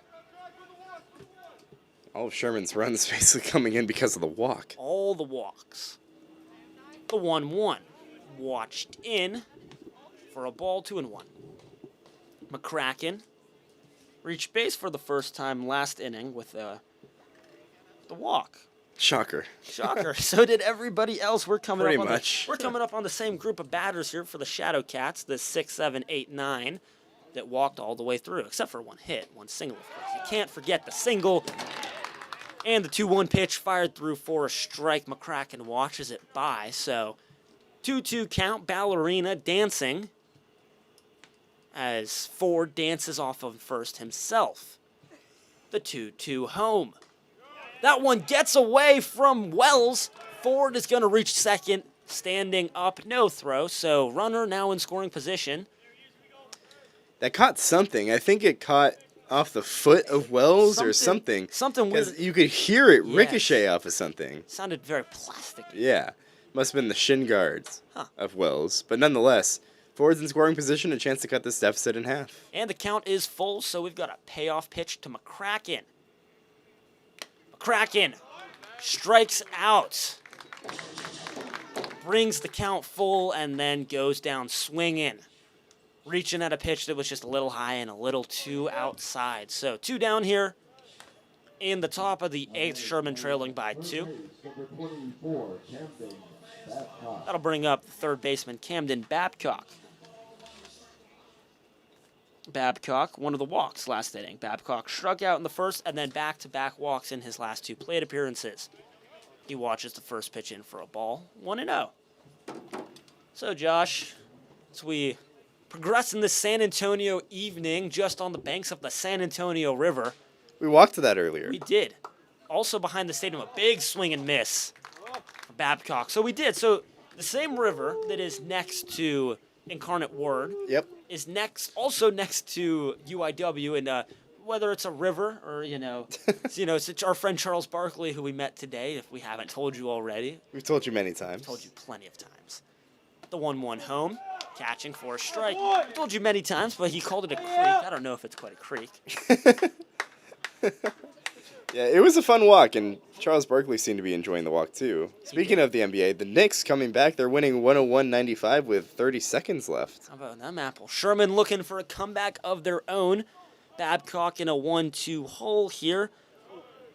That pitch outside, so the count now even at 2-2. Well, Sherman, a Shadowcats from the town of Sherman, named after General Sidney Sherman, who famously said, "Remember the Alamo." Now in the city of the Alamo. We were there today. We were remembered. there today. What a fun day. 2-2 pitch home. Oh yeah! That one, a drop third strike. Not McCracken. Babcock tries to hustle down the first. He does not make it in time. So a walk, and otherwise no damage done for Sherman. So Sherman trailing 8-6. Here we move to the bottom of the 8th. San Antonio, possibly their last hacks at it to add on. You, my friends, are listening to the Sherman Shadowcats Radio Network. This is the Jake Shockley State Farm Radio Network.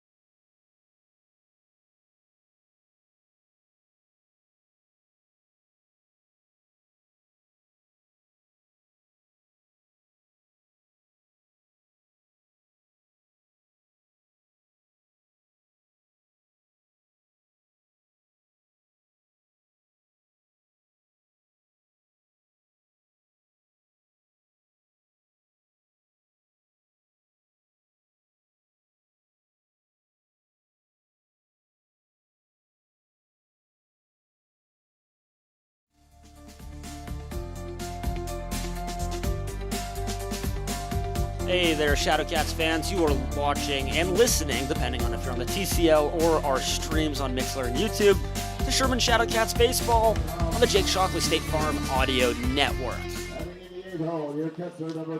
Up to bat is Bryce Wells. There's a couple replacements here for your Shadowcats. Delton Roberts takes over for Haley at second because Haley is now the new pitcher. Haley, 6', 190 from Kansas State. His first pitch outside for a ball. As we enter the 8th inning, which is brought to you by the Grand Slam Grill. Ballpark food done right. Oh yeah, let's go, Bryce. Bryce Wells at the plate, awaiting the 1-0 pitch. Down the middle for a strike. Haley at Kansas State, hitting and pitching, but had 8 appearances on the mound, 21.1 innings pitched. He won 2 games. He had 9 earned runs in total, a 3.80 ERA. It's the 1-1 is low. Count moves to 2-1. Very calm presence on the mound, as whenever he goes into the wind, he basically starts from a wind-up position and then acts as if he was going to come set. So very calming presence on the mound. Stands close to the third base side, fires in a breaking ball, 2-2 now. Breaking ball catches the zone. Wells waits on it.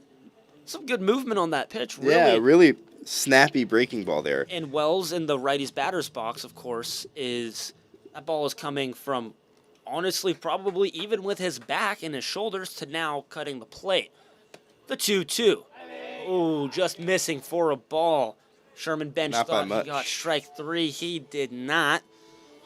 So Haley battling here, full count, getting ready for a payday. There will be a payday, a payoff pitch. The 3-2 payoff pitch. Down the gut, strike 3. K-State mowing down Wells at the plate. How about that? I like it.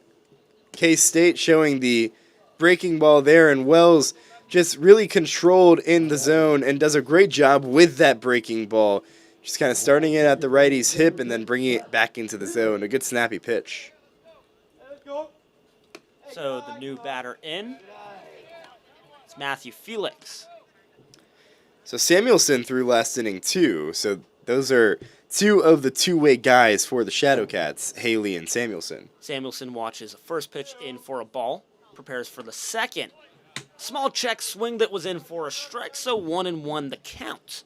The breaking ball really working well for Haley right now. I've been excited to see Haley pitch. I was watching some of his film, and man, when he is on, he is electric. He's got a heavy fastball and a really good breaking ball to go with it. The 1-1, a swing and a miss, a whiff. Getting a lot of those so far. Yeah.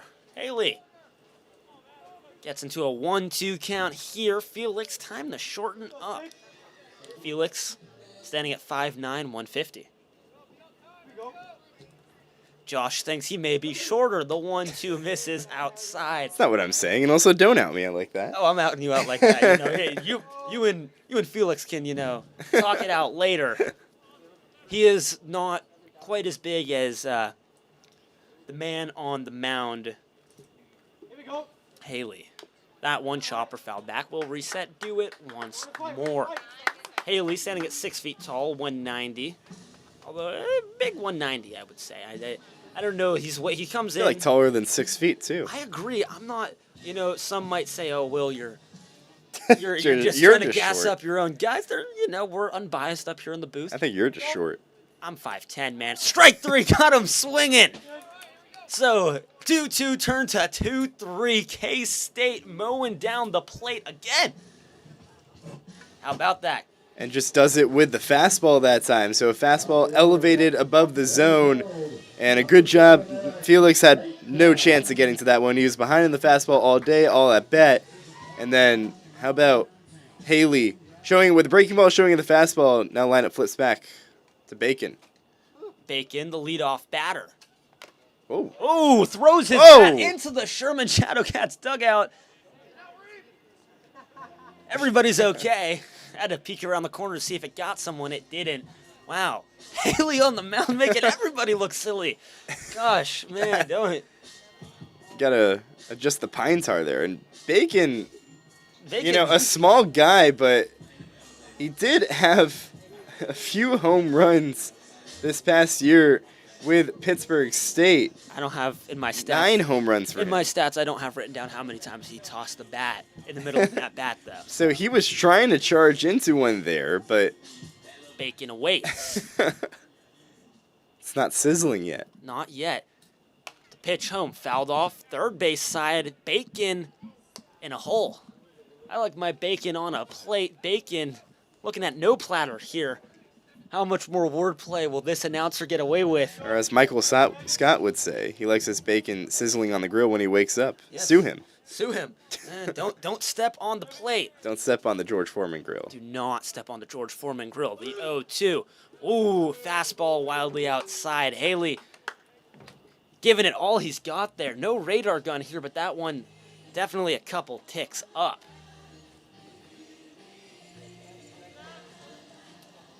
Haley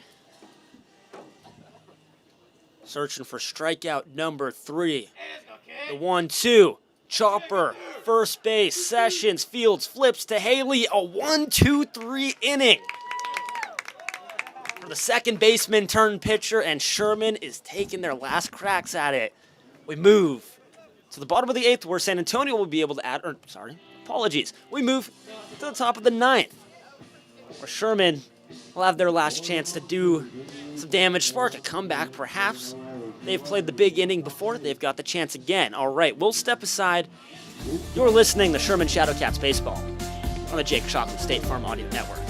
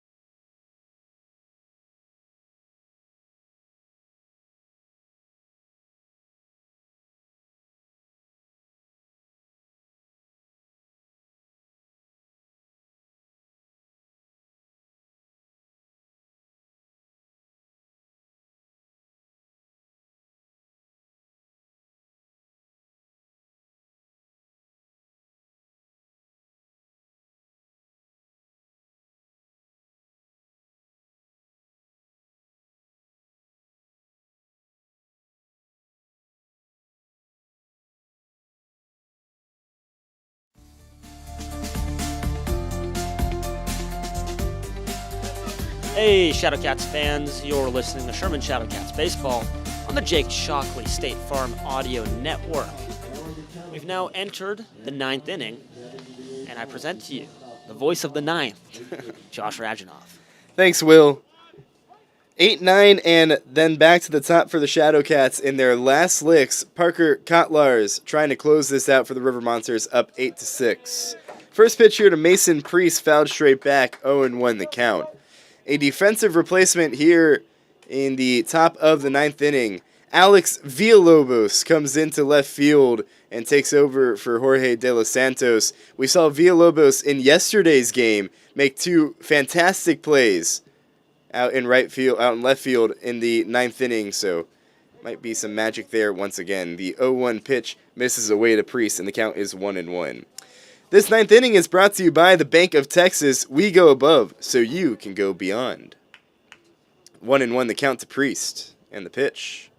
This one shots back up the middle. Felix ranges towards his backhand side, flips, throws to first. It is in time, barely in time to get Mason Priest on the slow roller up the middle. And there's one gone here in the top of the 9th. Shadowcats needing 2 runs to tie up this game, down 8-6. Unfortunate roll, good play there from Felix. So that'll bring up Tanner Trout, the left fielder in today's game. Tanner, He's 0 for 2 today with a couple of walks. Tanner Trout out of Dallas, Texas, just like us. Yeah. The first pitch. That one in the zone, and the count is 0-1. Kotlars has come in and really weathered the storm since that chaotic 7th inning where we saw 6 walks, 4 straight offered by River Monster pitching. The 0-1. This one sawed towards first base. Ham goes down to a knee to field it, touches the bag himself, and the Shadowcats are down to their final out here in the top of the 9th, in danger of losing 2 straight to start the season and dropping the series to the River Monsters here on opening week. Yesterday it was a 1-2-3 inning in the 9th, at risk of doing it again. Last hope for the Shadowcats. Lineup flips back to the top of the order. Patrick Zano. Officially 1 for 3 today. A couple of strikeouts and a walk. Also reached on an error. First pitch, lefty-lefty battle. Breaking ball in the zone. Front doored the lefty Zano. And the count is 0-1. No time like the present to get on base and try and start a rally. Absolutely. And The 0-1 pitch. Fouled straight back. Shadowcats down to their final strike. they rallied earlier in the game, down a couple of runs, came back. San Antonio rallied themselves. Now Sherman, can they answer once more? Question of the day. No balls, 2 strikes, 2 gone here at the top of the 9th. Kotlars comes set and comes home with the 0-2. Misses just a bit high. Zano trying to keep the inning going for Cole Carnes, who's on deck. If Zano could get on base, would represent the tying run. Shadowcats down by 2. Scored 4 runs in the 7th inning, nothing since. The 1-2. Rolled on the ground towards third. Helms comes in, fields it, throws on the run. It is just in time to get Zano, and that'll do it. The Shadowcats led by 3 runs going into the bottom of the 7th inning. But then a 5-run bottom of the 7th for the River Monsters allows the San Antonio fans to go home happy as the River Monsters take it 8-6 over the Shadowcats and take both games of this opening series between the River Monsters and the Shadowcats in a disappointing outing, especially a disappointing bottom of the 7th inning, where after the Shadowcats scored 4 runs in the top half of the inning, Shadowcats walk a few and allow a monster 5-run inning where the Shadowcats just couldn't come back from after only being down 2, just couldn't get any runs going. Yeah, bases were loaded a lot today for both teams, and you ended up having De Los Santos bases clearing triple, and that was really what started the nail getting hammered into the coffin here. Sherman did not have a second rally in their boots. Unfortunate end to an unfortunate series. Not the greatest way to start off your new tenure in the TCL, but they'll have a chance to get back in action. So the Shadowcats hit the road tonight and head home losers of 2 straight. Try to get going at home tomorrow against the Generals. The game may be over, but our coverage still rolls on after this with the Joe Brown Law postgame show as the Shadowcats fall 8-6 here in San Antonio. Stick around, the postgame show coming up right after this. You're listening to Sherman Shadowcat Baseball on the Jake Shockley State Farm Shadowcats Audio Network.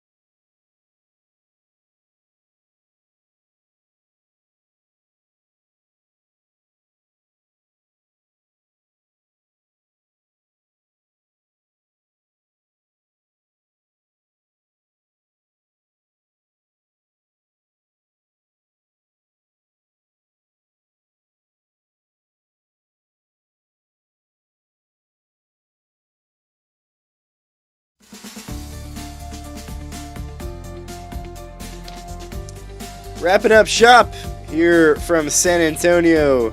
This opening series, the River Monsters sweep it over the Shadowcats, and Sherman goes home losers of 2 straight. A long 4.5-hour drive back home to Sherman tonight. 5 hours back to Sherman, really, and the Shadowcats just disappointing. It feels like there's a lot of optimism about this team, just hasn't translated to wins yet, and the Shadowcats get a chance to do that tomorrow at home, but the Shadowcats fall in this one today, 8-6. Josh Rajnov joined alongside Will Clifford. Just an overall frustrating game for the Shadowcats, especially in that 5th inning, that 7th inning. The Shadowcats get the lead, 4 runs in the top half of the inning, and then in the bottom half of the inning, you give up a leadoff walk, and then you get a strikeout of the 9-hole, a bunt single to Eric Bacon. You walk the next guy, so 2 walks in the inning, and that's whenever the floodgates started to open up for the Shadowcats. Floodgates really opened up. There was a triple there, and when it rains, it pours. Some bad bounces, whatever you may call it, some bad defense, some unfortunate pitching, and I know these Sherman Shadowcats players will be the first to call themselves out on it. Some moments that they'd like to have back, and if they do, this game could have gone differently, but it's fun to play the coulda, woulda, shoulda game. Exactly. Yeah, that's just the way baseball goes, right? What did happen today, the way baseball went today, was an 8-6 loss. They got out-hit, too. Sherman, 7 hits on the day. San Antonio, 13 hits, so can't always bank on the fact that the other team is going to have 3 errors and give up a monster amount of walks. Yeah. Just unfortunate for the Shadowcats. And again, the bats kind of got around today a little bit. Feels like the Shadowcats, I guess a lot of it became a walk-off there in the 7th inning. But still, good at-bats strung together by the Shadowcats. But once again, it's just been whenever runners on base, that's when the Shadowcats have really struggled. Today, the Shadowcats just 3 of 21 with runners on base and 1 of 13 with runners in scoring position. The Shadowcats had 4 guys to lead off the innings. Like in all 9 innings, they had 4 guys of those 9 innings lead off, get on base. And it only translated to 6 runs. And again, 1 of 13 with runners in scoring position, just not going to get the job done. 12 walks in the day. You got to take advantage of that somewhere. And they did for a moment. And there was a moment where we were talking in the booth saying they're playing a solid brand of baseball. But your brand can't also be the one where you go down and you stay down. You got to respond. Didn't respond. It happens. Thus is baseball. Yeah. Thus is life. They'll have a chance tomorrow. But today, a long bus ride. Yeah. Oh, dear. And 2 losses. On the other hand, the River Monsters did come back and put on a good show in that 7th inning. It wasn't just the walks, a couple of hits to recap that bottom of the 7th inning. The walk to Bryce Wells to lead off the inning. Eric Bacon with a bunt single. Connor Helms walked, and then Logan Pruski, a 2 RBI single. He had a great series. He went 1 for 4 today, did have 3 RBIs. But you talk about him having a great series. He went 2 for 3 with an RBI yesterday as well. And then our Buffalo Wild Wings player of the game goes to Jorge De Los Santos, who put you kind of mentioned it, the nail in the coffin. A 2 RBI triple there in the 7th inning as the Shadowcats. That put the River Monsters back out in front, and it felt like just kind of a bad way, kind of a bad taste in the mouth of the Shadowcats as the lights go dim here in San Antonio. Just put a bad taste in the mouth of the Shadowcats. That triple by De Los Santos just really kind of put the nail in the coffin. Did put the nail in the coffin, indeed. 3 for 4 day for De Los Santos. He had an error very, very early on here, not catching the ball that was hit out to him in left field. He wasn't great on defense yesterday as a catcher, but what he kind of struggled with out in the field, he made up for behind the plate. Seeing the ball well, a guy who's just putting the ball in play, hit one off the wall. That was his double, his triple. I mean, this guy has been raking. A solid game for him and took advantage of a team that didn't exactly come in sleepwalking, but played under their own expectations. Yeah. And the Shadowcats, we kind of mentioned it pregame. A lot of expectations and a lot of encouragement, a lot of optimism about this team. Yeah. So a bit of a disappointing showing for the Shadowcats today. Will, any last thoughts? It's just disappointing. I'm looking forward, though, to our home opener coming up tomorrow. So a long bus ride back today, but get some sleep and get it all back together because they're playing the Generals tomorrow at home opener. Lots to still be excited for. Just the start of the season. We're just getting going. Just getting started, and the Shadowcats have a chance to turn the tide of this road trip and come back home and potentially get that coveted first win of the year. Final lines for tonight for the Shadowcats. It's 6 runs on 7 hits and no errors. For the River Monsters, it's 8 runs on 13 hits and 3 errors. The winning pitcher, ironically enough, is Clayton Beckel, the guy who really struggled there in the 7th inning, but gets the winning line. And the losing pitcher for the Shadowcats there in that 7th inning is Andrew Gruters, part of giving up those 5 runs. And the save on the day goes to Parker Kotlars, who came in and really weathered the storm. The River Monsters were struggling. Kotlars comes in and gets the job done, gets the save, shuts down the Shadowcats for the final 2 1/3 innings of work. That's going to do it for us here in San Antonio. We will have our next broadcast tomorrow back at home as the Shadowcats host the Victoria Generals at 7:05, a special 6:30 Rusco Welding pregame show, so be sure to tune in to that. We have a few stories to share about the team, and the home opener should be very exciting for the Shadowcats, and hopefully get to turn those winning tides to the Shadowcats' ways. Again, a special 6:30 Rusco Welding with Sam Johnson pregame show tomorrow. Be sure to tune in to that. Hear some good stories about the Shadowcats, and hopefully the Shadowcats can turn the tide, get the win tomorrow against the Victoria Generals. For Sam Johnson back in Sherman, and for Will Clifford sitting next to my right, I'm Josh Rajnov. Shadowcats fall in this one tonight, 8-6 to the River Monsters. Until tomorrow, so long, everybody.